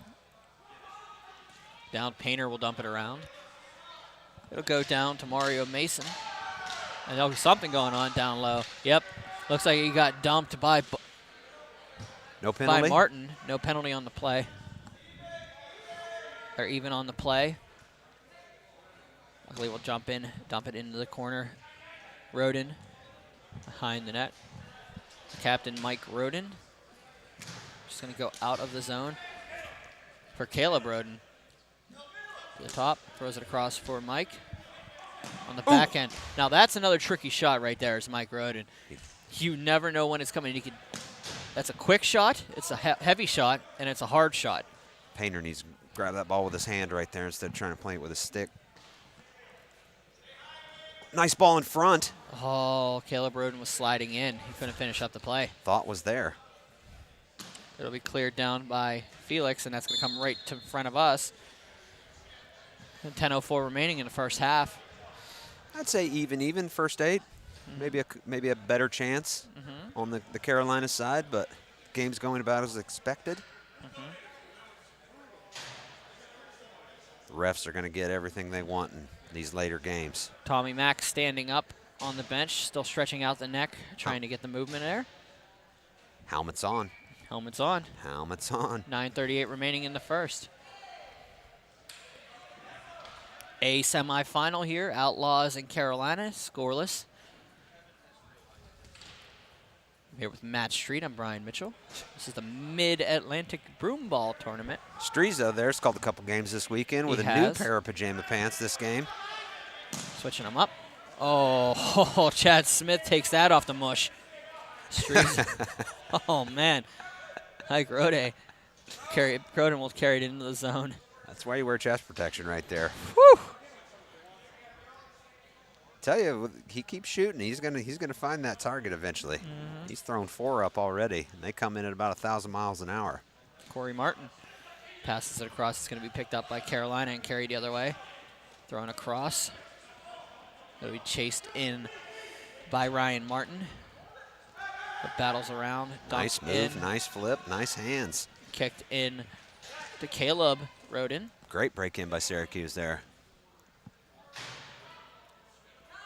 Down shot on behind. Up for Mike Roden. He'll go around Mitchell. Roden is he's so sneaky. He plays things very lackadaisical, and then all of a sudden he's by you. Kind of baits you in. Big shot up. Look for the tip in front. Nobody home. It'll go down. Backhand shot held on to by Alardi, and we'll have a face off to the right. And what do you know? Tommy Max on the ice. Didn't even last Inside 5 8. minutes off the ice. It's good to see. Seen it too many years, and don't be surprised he comes out and gets a goal either. Him and Casey Gibbons have been playing together for probably upwards of 30-plus years. He'll step in for the face-off here. Yeah, of course he is. Right back into the groove of things with Quigley. They'll throw a ball on the ice. They're going to switch the balls out. Nicely executed. They didn't smack off each other halfway through. Face-off drop. Maculus and Quigley. Comes back, wins face-off. And that'll be Brendan Benson battled off with Quigley. Go behind. Mario Mason is able to dump it across, and it's going to go out of the zone. Hatula. The game plan is fast breaks here from Carolina. Yep. As long as they can break one here. Oh, Gotta be a going trip. down is Mack, and there's a trip coming up. Well, there you go. And it will be a penalty coming up against the Outlaws for a trip. 7 minutes remaining in the first half. Now you've got Gibbons on the power play. Now you got Tommy. They're going to send out the varsity squad here for Carolina. They know what's at stake. Like we saw last night against the Bombers, it was 0-0 at the end of the first half. The Bombers controlled play the entire period, and then the Outlaws able to get a quick goal in the second half, and that's how it ended. The Outlaws with a 1-0 victory. Nice flip out there by Buckley.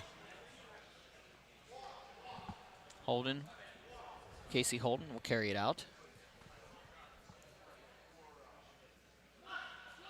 Holden's probably, no, it's not Holden that had the chance. Ooh.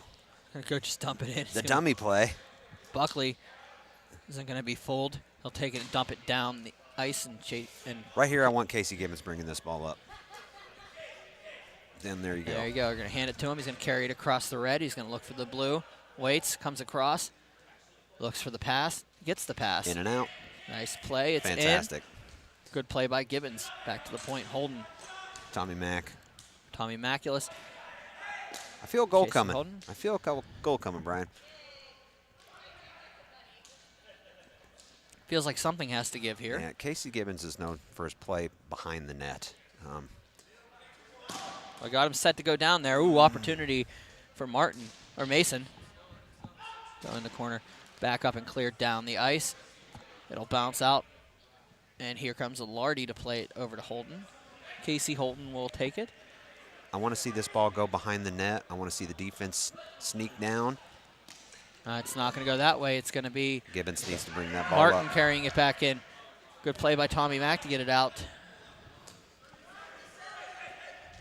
5:28 remaining in the half. 27 seconds remaining in the power play. Here comes Tommy Maculus. Ball's in. Ball is in. Painter will shoot. It's going to go in. Opportunity. Oh. Gibbons just caught it on his own backhand, tapped it up. There we It's go. going to go. Nice little play Gibbons up for behind Gibbons. the net. This is what I want to see. Maculus Sink everybody on the down. post. Come back out top. Oh, wait. Shot just misses. Gibbons will take it, throw it around for Mack, but it's going to be picked up, and Martin will dump it all the way down for Alardi, even on the play. Quigley comes out of the box. They'll dump up or off the bench. They switch the players. Carrying it out will be Holden again. Casey Holden. Opportunity lost for Carolina. Maybe one small chance. Bad turnover. Opportunity here. Shot. Just good block by Martin. Going to bring in another block opportunity. And Quigley alone got an opportunity to come back 2-on-1. He has Martin on his, Buckley on his right. Gives it to Buckley. Waits. Big save by Alardi. They'll go battle on it. Go back to the back. They'll be cleared up, and they get hooked up a little bit. Nothing on the referee's sheet here. A little excitement. Behind the net. A little run and gun. Just letting them play here. I don't know how they. We got a question from Michael Garlow. What's your over/under on penalties? Somebody's looking for some action, sir. First half or second half? Oh, we got a 3-on-1. Get it quick. 3-on-1.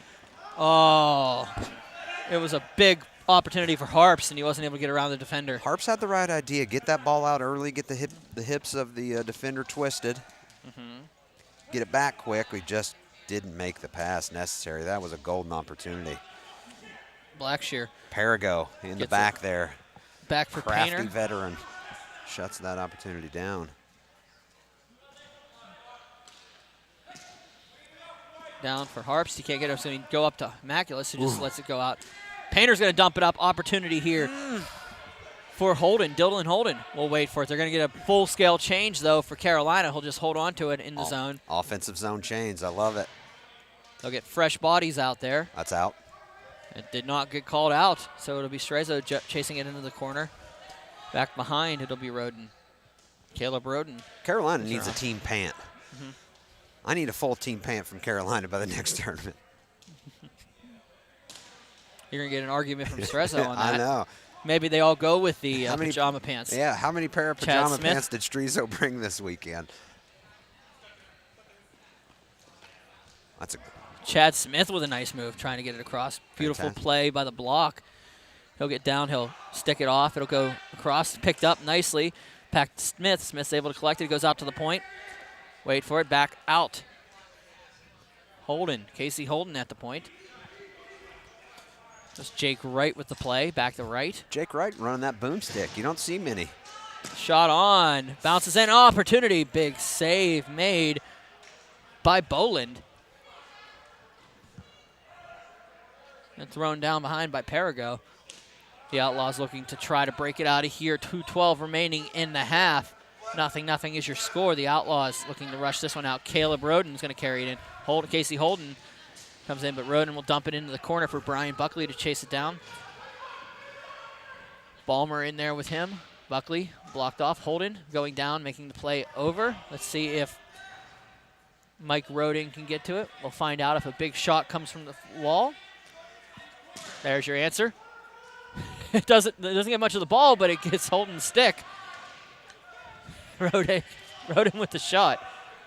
Back down the shot. Opportunity, Buckley. Score! What a tip! Mike Roden doing it the hard way. 1:30 remaining in the first half. The Outlaws take a 1-0 lead. Roden to Buckley to Roden. Caleb Roden just knocks it out of mid-air. Has easily been the best body player on the weekend. He uses his big frame better than anyone I've seen this weekend, and there was a perfect example. Called for the flip early, used his body. Got the ball in the corner, used his body, created a goal. Mike Roden just tapping it out of midair behind Alardi, and it's 1-0. Great play by the Outlaws, and that's just them using every inch of ability to put that in the net. Just veteran plays by the Outlaws. How about Mike Roden being all over the ice? He's been in every position since this game started. I've seen him up high. I've seen him down low. You were mentioning about the fact that he's a little bad bit turnover. of an opportunity here. Buckley throws it back to Quigley, looking for Buckley. It'll be Painter dumping it back in. That shot needs to come early. Casey Gibbons falling down on the play.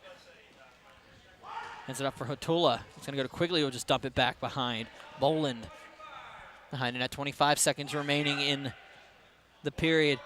We're going to find out what Carolina's made of here in this second half. Can they keep their head? Can they stay positive enough on the bench to come back? Do tempers flare? Quigley behind the net will just hold on to it with 5 to go. Goes up for Buckley. 2, 1, and that'll be the end of the first half here with the score. The Outlaws 1, Carolina 0. Before you head off, anything you got to say?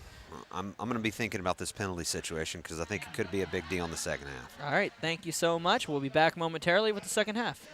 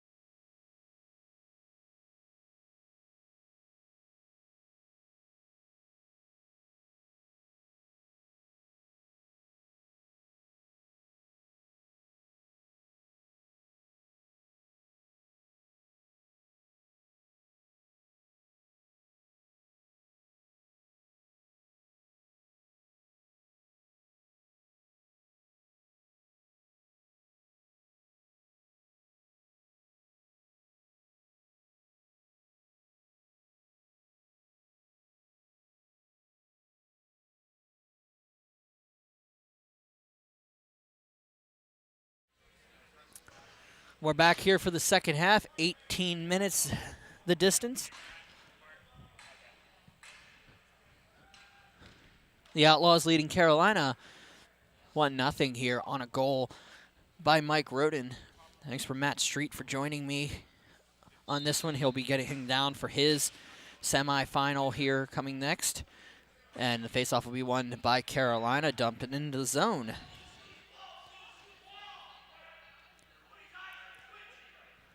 Down and shot out, it will be the Outlaws on the point, carrying it out of the zone. And in offside will be the call on the Outlaws. 17:36 remaining in the half. Carolina looking to climb back into this one. It's only down by 1. If you're playing Syracuse, that could seem like a mountain to climb. Down, cleared in to Kevin Perigo. Perigo will dump it around. Ryan Martin. It's a little bit of a battle from Harpst. Martin loses his stick. It goes up. And he picked up by Dylan Holden, and so he picked up and going the other way. The Outlaws in onside. Opportunity gets across. Casey Holden will collect it behind the net. Had Buckley on the far wall, wasn't able to get over to him. Out for Roden. Mike Roden tipped out nicely by Holden and shot on. Wait, thought about it. Throws it across, nobody home. It's going to be picked up by the Outlaws. Caleb Roden. Roden brings it in, passes it up. Buckley's offside. They're good. They called it good. It is offside. I guess they're saying it's okay. Holden will get it out. And it'll be dropped back, but Caleb Roden will dump it over for Quigley, and trying to figure out what the call is here. Confusion.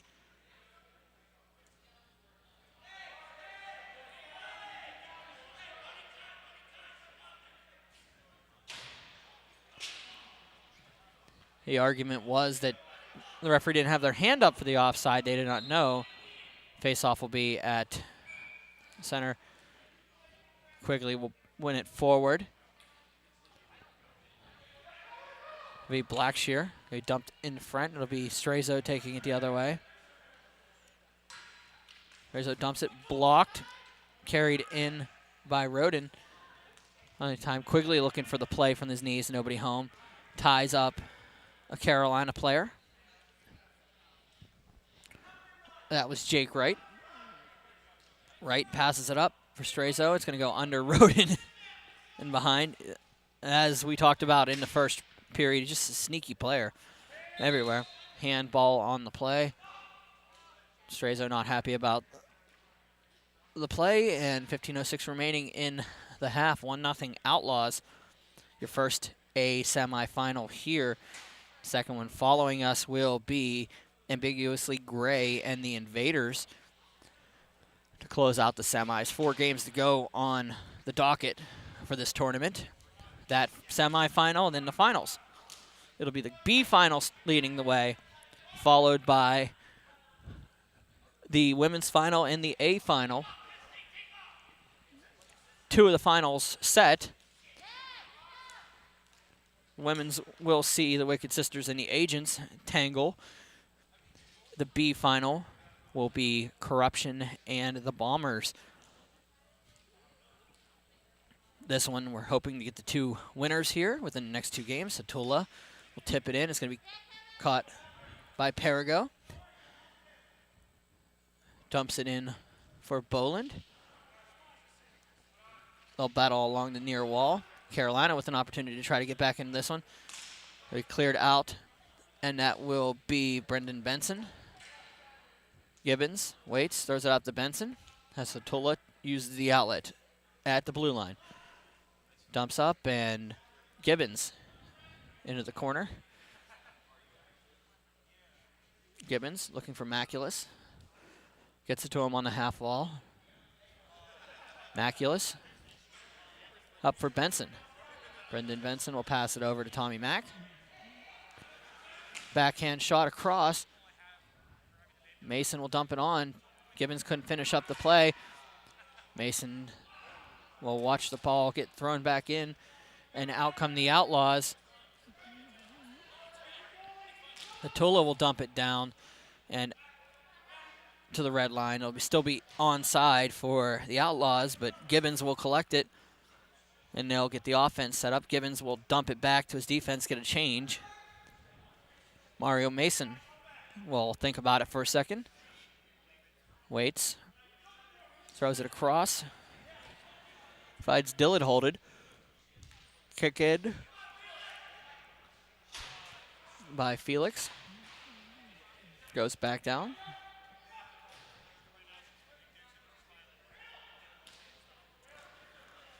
Mike Roden up for Caleb Roden. Back for Mike Roden behind the net.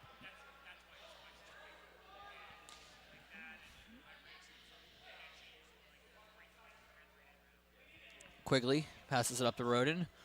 Mike Roden will just dump it down. Opportunity for Caleb Roden down low. Buckley gets tied up by Smith. Harpst battles along with him along the walls. Back down, it'll be Holden.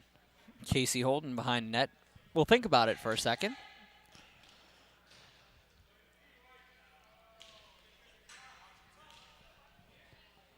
Cross for Dylan Holden.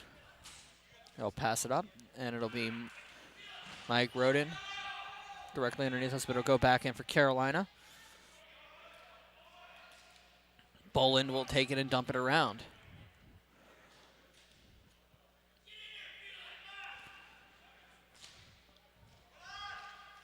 I think this could be Holden.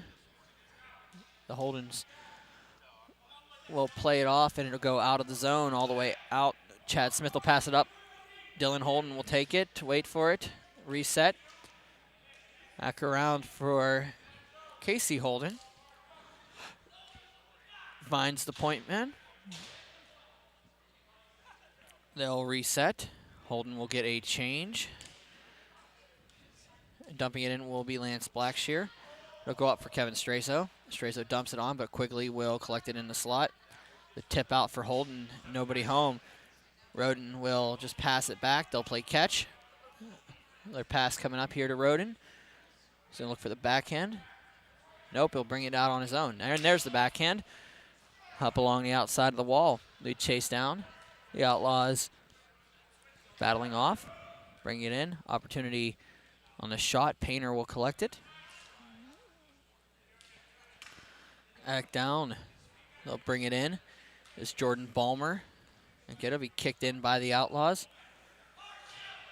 Carolina drops back on a defense. Sends one. Sends the other. And it's going to be a turnover opportunity here. Just going to be dumped back in. Carolina needs a crisp pass here to actually set to give them an opportunity. Alardi's going to let that go past him. They'll go Blackshear. Blackshear waits behind the net. Clears down. And an opportunity for Balmer goes past him. It'll go back into the zone. Blackshear. As right, but he goes to Holden. Goes back up. The Outlaws will take it in. Opportunity here on the backhand. Stick in the way by Blackshear. Shot, save, made, goes wide of the net. Big opportunity for Buckley behind the net.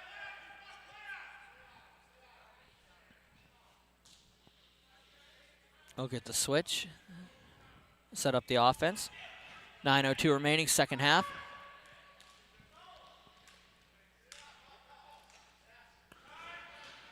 Goes out for Perigo. Perigo will kick it in, shot on. Oh, just missed the net by Buckley. He started to celebrate before it got there. He thought for sure that was ticketed for the post. The Outlaws will battle into the quarter.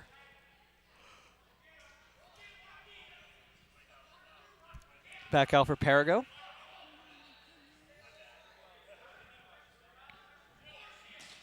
.8:21 on the game clock. 10:52 and a terrestrial clock. Thank you for joining us here on Broomball Central Live, the Mid-Atlantic Broomball Tournament. We're in the first of the two men's A semifinals, the Outlaws and Carolina Broomball. 1-0 Outlaws is your score. The Mid-Atlantic Broomball Tournament brought to you by Presque Isle Downs and Casino, the Erie Sports Commission, and hosted by the Pittsburgh Broomball Club.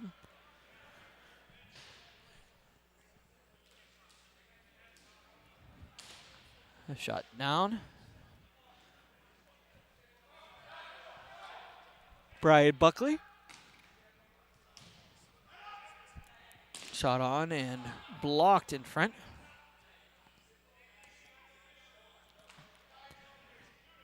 Caleb Roden throws on, scores from a hard angle. And it's 2-0 Outlaws.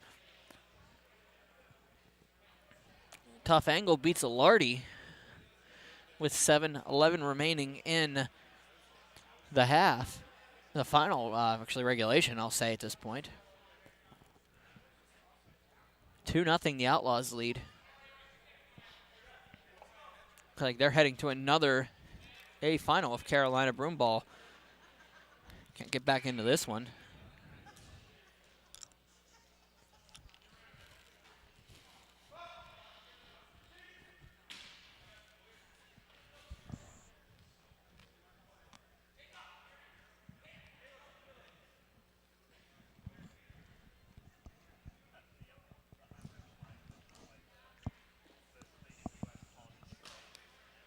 Carolina will dump it back into their zone.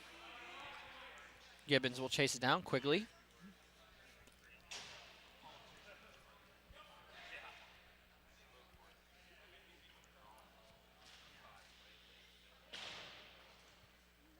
Be sent around. Behind the net, it will be Mario Mason. Mason up to the point. Casey Holden waits, backs up a little bit. Stretches the play. Casey Gibbons. Back down to Mario Mason. Shot on, blocked. It's going to go up, and nice play by Gibbons to break up the play. Gets it back out for Holden. Casey Holden's shot just misses high. Mike Roden waits. Net comes off, and penalty, and no penalty. Face off to the right dot of the net as Boland pushed it off on his own. Came across, lost his footing. Carolina, 5:19 to try to get back in this one. They need 2. Cleared up by Mike Roden and kept in nicely by Casey Holden. Up to Casey Gibbons. Gibbons in the slot, down for Mario Mason. Mason waits, cross for Gibbons. Gibbons, top of the slot, waits for it, plays it over to Mason. Mason, it's Gibbons, across, down from Mason. Tommy Maculus, shot, scores! What a shot by Maculus. And they'll call a timeout. Carolina gets back on the net. They'll stop the clock with 4:33 remaining so that they don't burn time, get a line change, and we'll face off at center.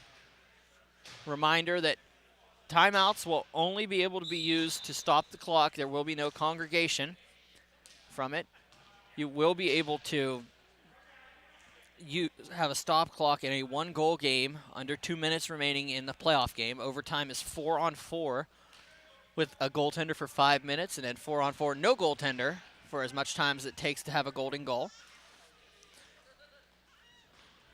Up in front, thrown across. They're going to battle it around. Opportunity for Carolina here. They're going to pass it back out for Casey Holden. Holden shot, low, blocked. Roden. Going to go up for Harpst. Harpst is going to look for it. It's going to go back to Caleb Roden.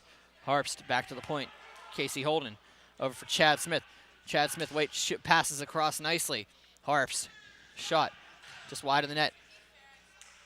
Dylan Holden, back up for Chad Smith. Shot through a screen, nobody home. Chad Smith makes a move around. It's going to go the opposite way. It's going to be Buckley, but it's going to be cleared out to Harpst. Holden loses his stick. He's going to switch out, and it's going to go off nicely. Nice drop pass, but wasn't ready for it. It'll be Painter coming on, up for Chad Smith. Shot on into the corner. It'll be Felix Kay going back for Harpst. Joe Harpst behind the net. The Outlaws bench is up in arms right now on either a missed call or a no call. Painter over across for Smith.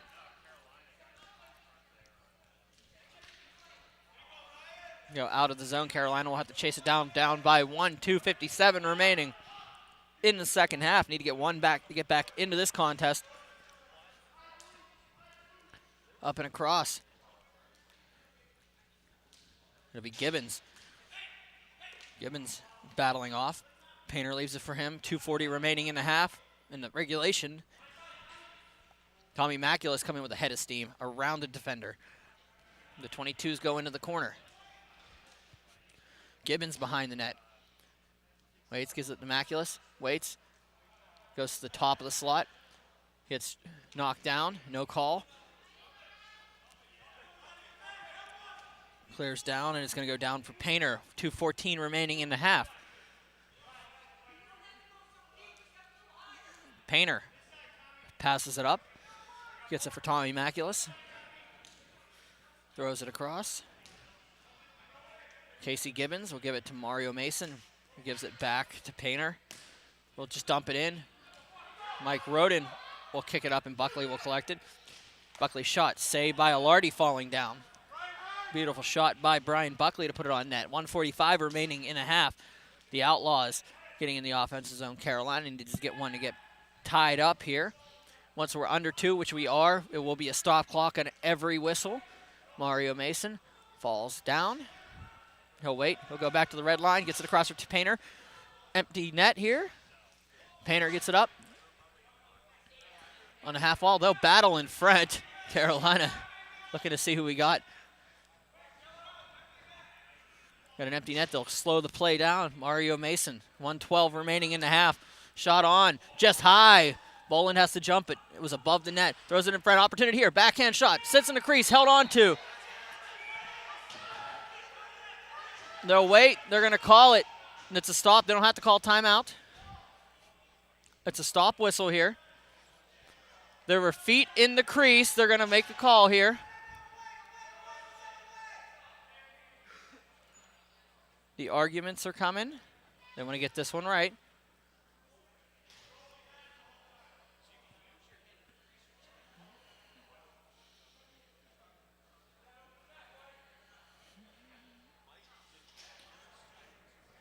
Okay, they'll put the face-off to the left. They'll argue it, but it's not, no penalty on the play. You can play the ball in the crease, but you cannot cover it as a forward. It was covered by the goaltender. Empty net for Carolina. Back for Holden. 49 seconds remaining. Gibbons on the half wall. Gonna throw it on. It's going to go high. Sorry, it's Gibbons behind. Maculas is on the far wall. Net comes off. 37 seconds remaining on the clock. Carolina down by 1. Looking to try to get the equalizer here and send it to overtime. Outlaws looking to try to hold them off and head to the A final.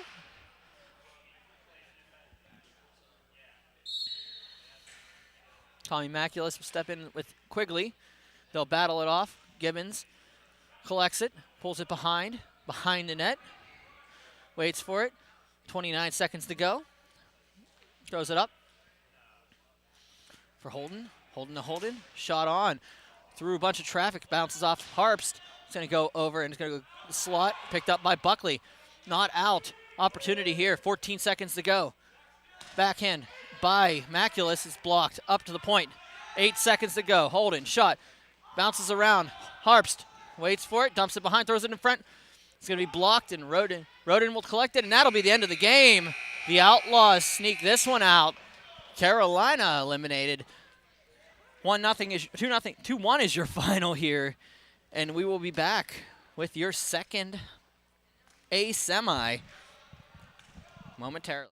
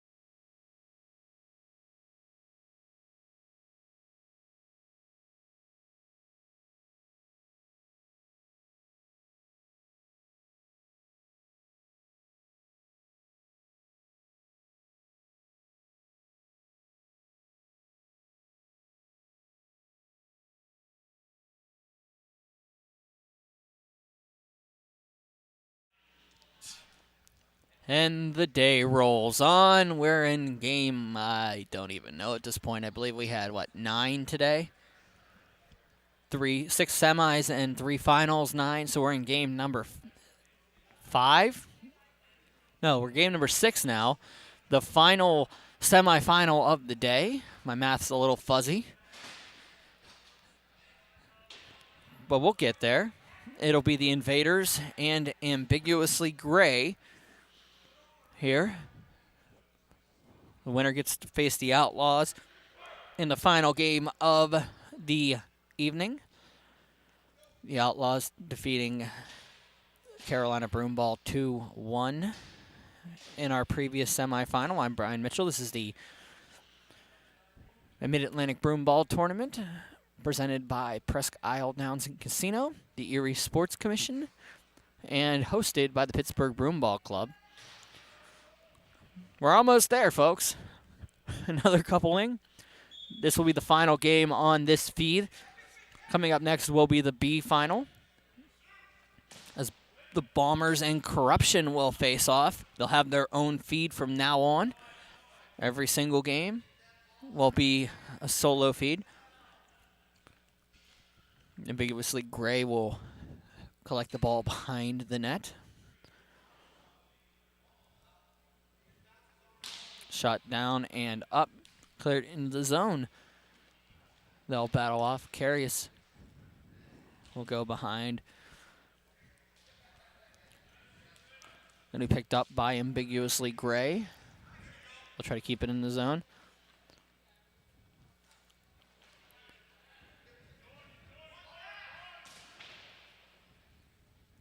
Cleared down and just wide of the net for an icing call.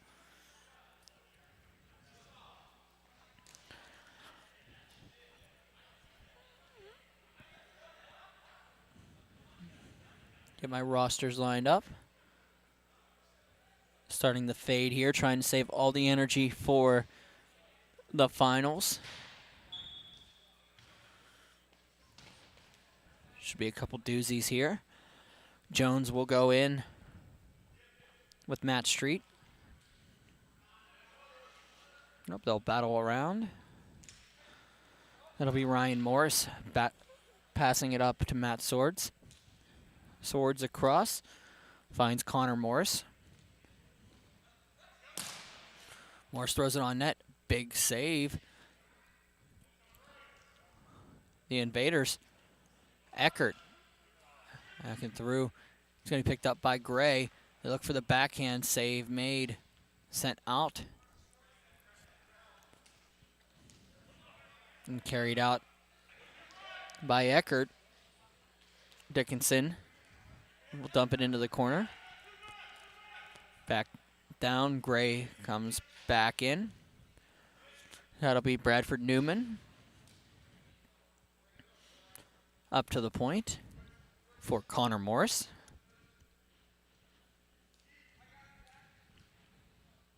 He'll switch out for Casey Kirby.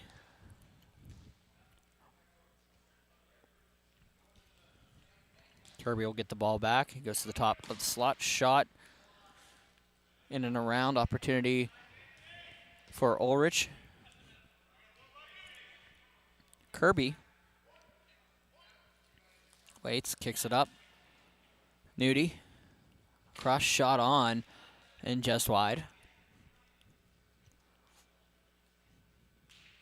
They'll battle down. Kirby clears it in and down along.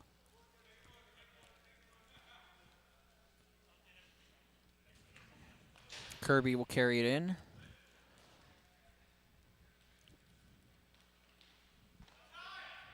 It'll be Ulrich throwing it across, nobody home. Ulrich on the backhand shot, scores!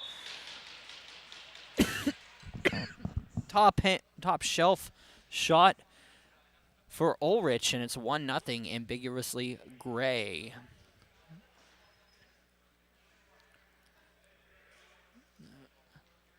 After my gaff last night, I'm going to slow play that every time now.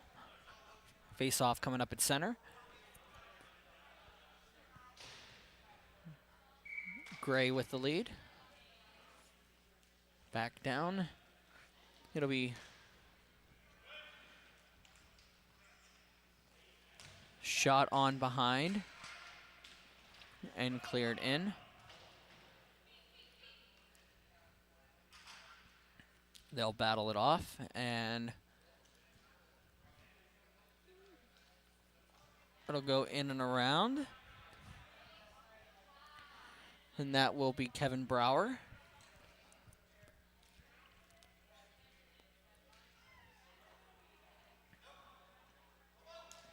Passes it for Tyler Houchin.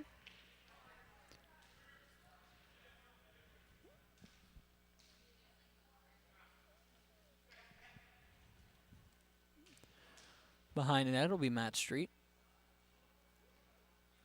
Throws it in front. Opportunity there. Did not happen. So it'll be dumped all the way down. Good on the play.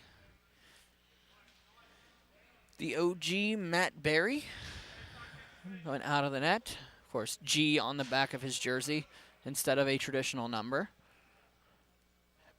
And they'll carry it out. I was confused for a second there. I didn't see a whistle. I thought they were lining up on the left dot here. Houchin will just Murphy dump it into the corner. Swords will battle with Dickinson. Swords into the wall. Gets around Jones. He's going to look for a foot race with Eckert. Behind Newman for the point. Shot block. They kicked out and kept in nicely by Joe Nudie. Passes it across. And that'll be Connor Morris. Back for Nudie. Waits, kicks it up for Morris. Throw shot on just wide of the net. Held on to by the 10D, and 11:53 remaining in the first half. Your score 1-0, ambiguously Gray. Face-off coming up to the right.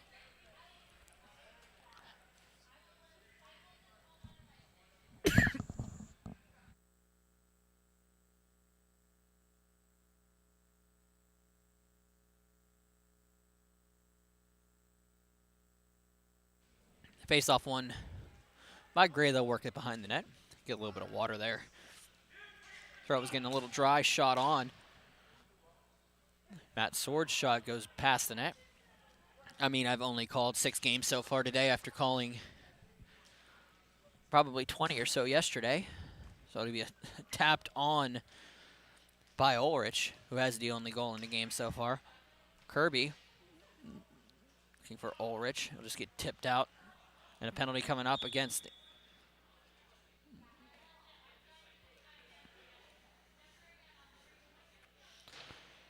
going against the Gray, and it'll be a power play coming up for the Invaders. 10:41 remaining in the first half. 11:20 on a terrestrial clock. At this point, I have to keep saying it to remind myself of what time it is. It's all starting to blend in together. 10:35 remaining in the first half. Face-off coming up to the left. Eckert, get it in the stick. This will fly and down for Matt Street behind. Street will dump it all the way down. Keep will come out. Pass it along in the near wall here. It'll be Carius underneath us. Rosetto out with 10:12 remaining in the half. 1:35 on the penalty clock. Gray leading by 1. Power play for the Invaders. They'll get it in the near corner. Battle it off. Think about it. Passes it up to Carius. Carius throws it across. Shot by Rosetto. Blocked down by Houchin. Houchin will backhand it across. Probably blocked.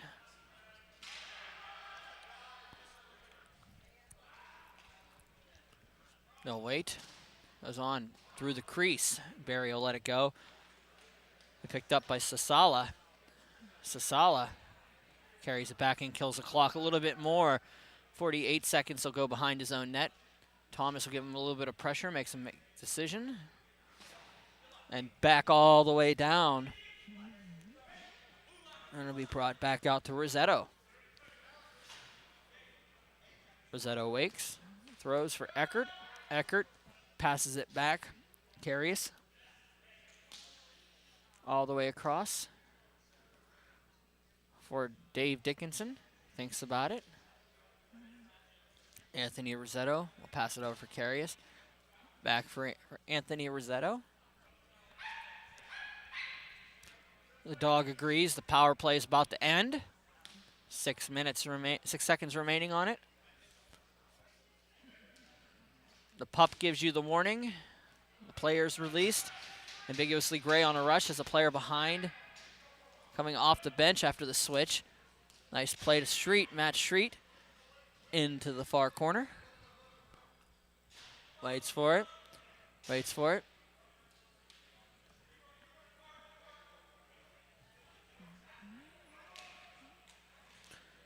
It'll be played up the boards and kept in nicely by Gray. Michelle will play it back and shot on and tipped in and score! The shot came from the point on Tyler Houchin. Looks like the tip in front was by Ryan Morris, and it's 2-0. Ambiguously Gray.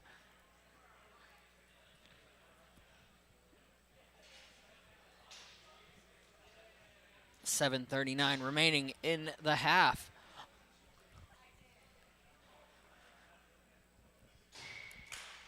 They'll line up, cleared down. Michelle will collect it and take it behind the net. Gives it to Connor Morris. Morris on the backhand. It'll be passed up, and looking for the play was Ryan Morris. Back down. Michelle will give it across for Connor Morris. Up for Kirby, whose shot blocked by Jones.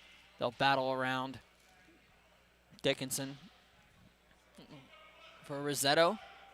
They're in the near wall. A little bit of pressure brings it up to the point and back down. It'll be Connor Morris. And out comes the Invaders. Eckert carries it in. Waits, has Thomas behind, uses the outlet, switches up with him, back for Eckert, but it's going to be picked up by Swords. It's going to go in front. Invaders with a big opportunity, saved by Barry. It's going to go around, and they'll battle off. Stick gets lost. And a couple of players, Rossetto will collect it. Dumps it down. Dickinson. Passes it down and across from Thomas. Eckert on the backhand. Stick in the play by Newman. Breaks it up. Rossetto. Went around Newman. One-man wrecking crew at the blue line. Up, goes off of Joe Nudie. Bounces it off, and he'll carry it out. Pass across. A little bit tough, but it makes it out for Newman. Has Kirby. Throws it in front. Tip in front. Big kick save. And out come the Invaders. Down here comes Gray the other way. Drop pass for Kirby. Kirby shot just wide of the net. Going to go for Kevin Brower. Brower will drop it down. Sets up the offense. Looks in front. Opportunity here for Sasala. Waits for it. Passes it up to the point. Back down. Shot. Ulrich just misses the net. He's going to go be able to collect the rebound. No rebound. Just a play behind the net. Back up. Cleared up. 8 shoots and off of the netting. That'll be Kevin Brower. Ulrich will break up the play behind. The Invaders can't get it out. Back for Brower. There's a streaker to the net. He'll back off. That was Sasala. The dog gives us a warning the streaker's coming. So he'll back off. Back around. Up. Shot just high and wide by Ryan Morris. Back and goes all the way down the ice for an icing call. 14-17 remaining in the first half. Ambiguously Gray leading 2-0 over the Invaders. Winner gets a date with the Outlaws in the A final.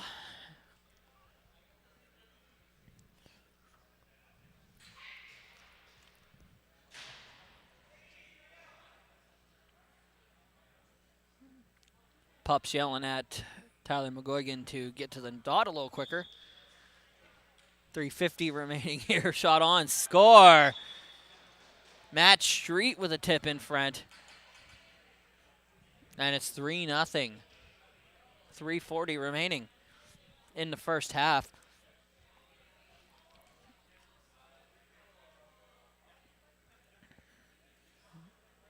B final up next. It'll be the Bombers and Corruption. They'll dance as soon as we're done here. Street with an opportunity to bring it in. Street throwing it back. Clear shot, score. Bradford Newman with a falling shot, and it's 4-0. This continues, it'll be a little bit sooner than we thought it would be.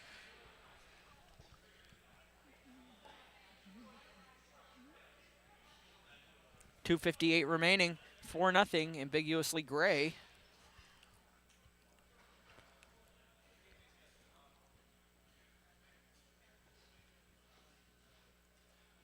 Kirby will step in with Eckert. They'll tie up. Coming down and cleared into the zone. It'll be Houchin. Houchin waits, dumps it off the Dickinson's foot. And in come the Invaders. A battle along the boards. We'll go up. Street will carry it in. Kirby on his left. Street will fall down, maintain possession. Waits around, throws it all the way around, was looking for Nudie. On the far post, gets blocked down. It'll be Morris. Connor Morris will go back. Throws it across. 2 minutes remaining in the half. 4-0, ambiguously Gray. Back down. It'll be Ulrich. Throws it in front. Opportunity. Throws it across. Nobody home. It's going to sit in front. Brower won't be able to get to it. Goes out to Morris at the point. 1:45 to go in the half. Back down. That'll be Swords. Shot on just off the post. Ulrich passes out. Rossetto. Back down for Swords. Nice play to keep it in. Connor Morris at the blue line. Morris backhands it. Up along the wall. Ulrich gets it over to Morris, who gives it to Swords. Back to Morris. Up for they switch positions up there. That's Ryan Morris. Morris will dump it down. And Brower gets challenged by Carius and loses the ball. Carius will dump it in along the boards. 53 seconds to go in the first half. Dickinson, it's muscled off, and Rossetto will come the other way with an opportunity. Shot on just wide. Brower will waffle it off to the wall. The Invaders looking to get something late in this game, but it's going to be picked up. 3-on-1 develops if they hurry. It's going to be Brower throwing across for Newman. Newman looking for two on the backhand, throws it around. The tendy goes down. Has Swords on the out. He just throws it up and out of play. 25.1 seconds remaining in the first half. 4-0, and they'll stop the clock. There was a clock stoppage for some reason. And they'll be running. It'll go back down. Shot on, blocked. Up for Halchin. 10 seconds to go here in the half. Thrown on, look for the tip in front. Back down, and the Invaders will dump it up off the stanchion, and 3-point, and that'll end the period. 4-0's your score. Ambiguously Gray leading the Invaders. We'll be back with the second half momentarily here at Erie Bank Sports Park.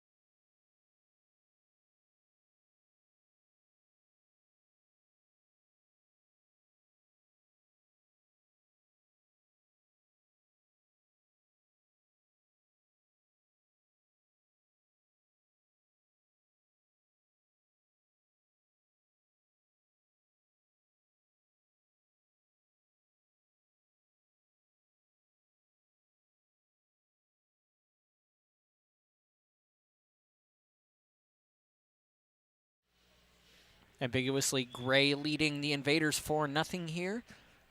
18 minutes ago, winner gets a date with the Outlaws in the final. Our last matchup of the day will be the A final. The Invaders and Ambiguously Gray vying for that last position. Gray in a better position right now with a 4-0 lead. Carrying it in will be Dickinson. Throwing it around for Eckert. In the half wall, Eckert will slow play it.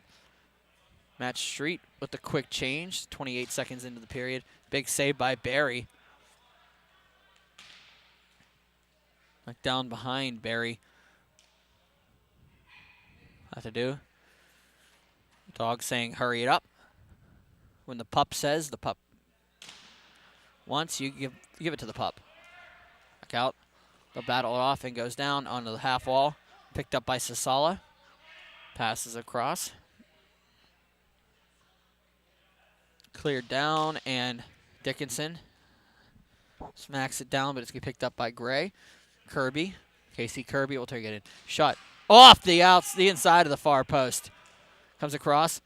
Tries to set up Kirby again. The point. Carrying it in and up. Michelle will take it. Shot. Looks for the bounce. Scores off the tip!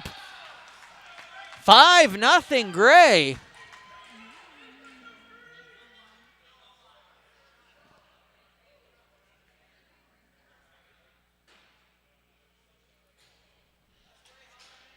And with 16:24 remaining, or one more Gray goal, we have a 5-0 lead for Ambiguously Gray.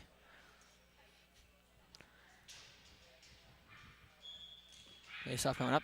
The dog excited. He's ready for a final coming up, the B final. Once again, following this matchup, you'll have to go to the news stream. It'll be the B final stream here on Broomball Central. This stream just for the men's semis, and break here for Ryan Morris. He can end the game with a Ulrich over across Morris. Couldn't get back and around. Anything Gray does before a Invaders goal will be a golden goal. Shot on by Swords. It'll go in. Tip high and wide. Behind it'll be Morris. Throws it in front. Waffled off.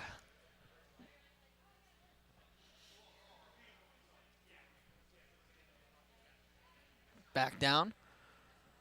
That'll be Ulrich. Back up to the point. Across for Swords. Swords shot high. Drops in, and it'll be the Maytag special. And we'll have ourselves a face-off all the way back down in the left funky dot. And it's a timeout with 15 minutes to go. Somebody called a timeout. Try to stop the clock. No, they did not call a timeout. What they did is they took a little bit of time to, the clock got stuck up. Looked like it was a timeout. Clock got caught. Face off dropped, and the Invaders will just win it back. Carius. Tom Carius loses it, but opportunity here for Newman to put the game away. He goes into the far corner. Newman up for Kirby. Waits, bounces it off the boards. Kirby waits, thinks about it. It'll go back up to the point. Swords. Thinks about it. Waits, dumps it down. Matt Street. Waits, throws it down. Kirby looking for the tip. Gets on net, but a save. They're going to bounce around. Newman will bounce it out to Street. Matt Street backs it up. Goes down, and it'll be sent up to the point. Bradford Newman. Top of the slot. Shot actually was a pass. Nice attempt to get it over to Kirby. Goes for Morris down low. They'll wait. Morris battles. Rosetto in and down. And they'll get tangled up, and there'll be a penalty coming up against Gray. Dickinson and Newman get caught up, and Newman will head off for a minor here. 13:33 remaining in the second half. With a score 5-0 ambiguously Gray, they will go on a kill.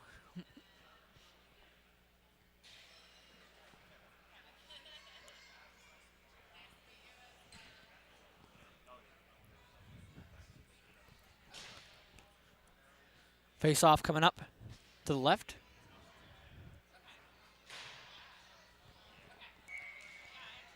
Won by the Invaders. And here comes ambiguously Gray. It'll be Swords alone. They drop their 3 back.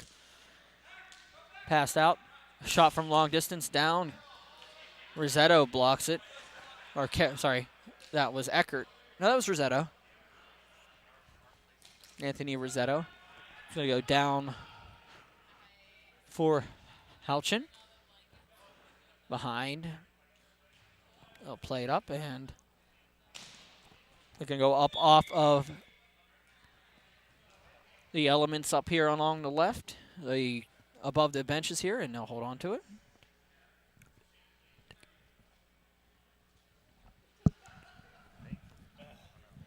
.12:40 remaining, a minute left on the penalty. One back.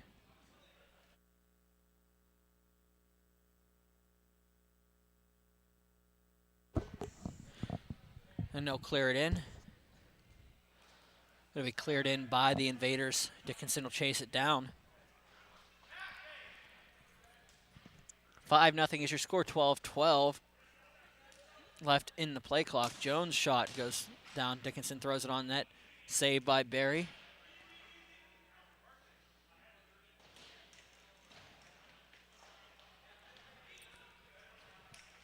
Down the battle behind. Halchin battles and back down. 13 seconds left on the penalty to Newman.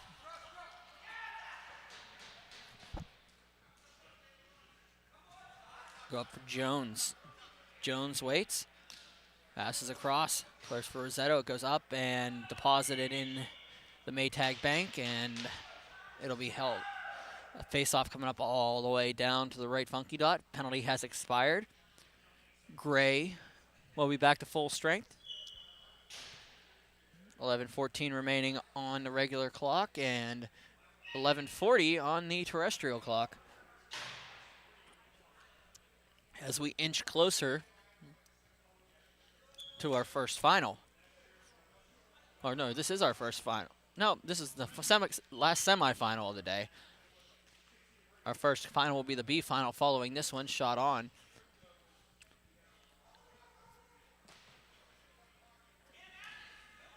Icing is the call. They will let the clock run and the goaltender will come out and play.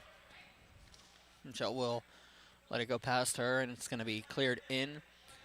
Nudie will battle along the boards. Looks for Ulrich, but it goes back the opposite way. And it goes clear out of the zone. Connor Morris will chase it down.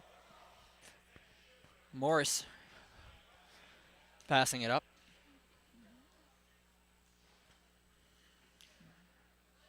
Morris up for Kirby.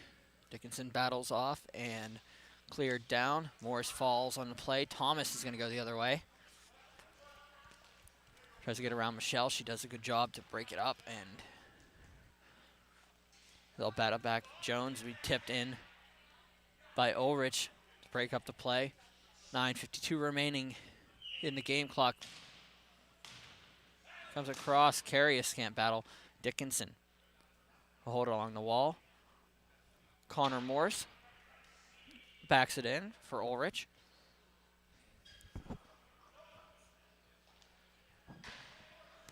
Ulrich back around for Morris. Back up and dumped in. Going to go in for Dickinson. He's going to have an opportunity to shoot it. It's going to be picked by Ulrich. He's going to take it, and Dickinson going to win it off the wall, but Ulrich is going to ultimately end up with it. It's going to go the length of no ice on the play. No, they called ice on the play. I thought I heard no ice. Sorry. Ryan Morris was chasing it down. I thought maybe it bounced off his stick, but it'll be an icing call coming right back down. Once again, if you're following this one for the the B final, the B final will be held on a different feed. You'll just have to load up that one as we go. 8:48 remaining in this one. It's the Mid-Atlantic Broomball Tournament. The Invaders and Ambiguously Gray. Gray leading 5-0. 1 goal by them right now will send this one to the B final. But that will be the refund deposit on the Maytag special. That was the 3rd time I've seen it. That's the 3rd time that a ball has jumped into the net and another one's popped out. Timeout is called.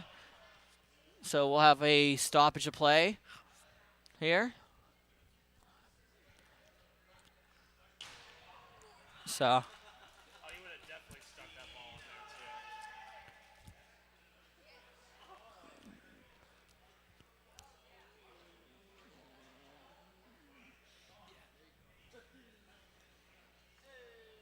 that's teamwork down there on the far wall.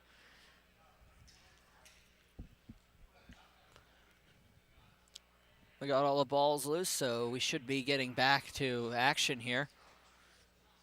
The Invaders getting an opportunity to regroup.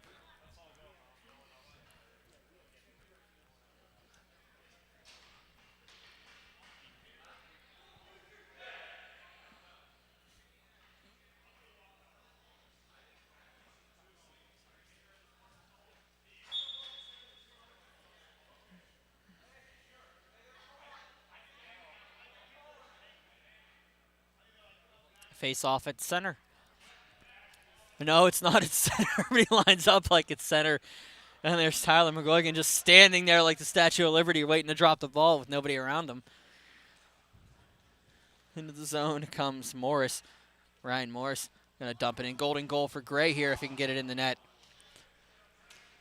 Rosetto will just dump it down the ice and it'll be played by Barry. Barry will dump it up for Sasala. Sasala dumps it in, throws it across. Street will chase it into the half wall. Up to Swords. Back across for Sasala. 7:48 remaining in the game clock here. Sasala. Back for Swords.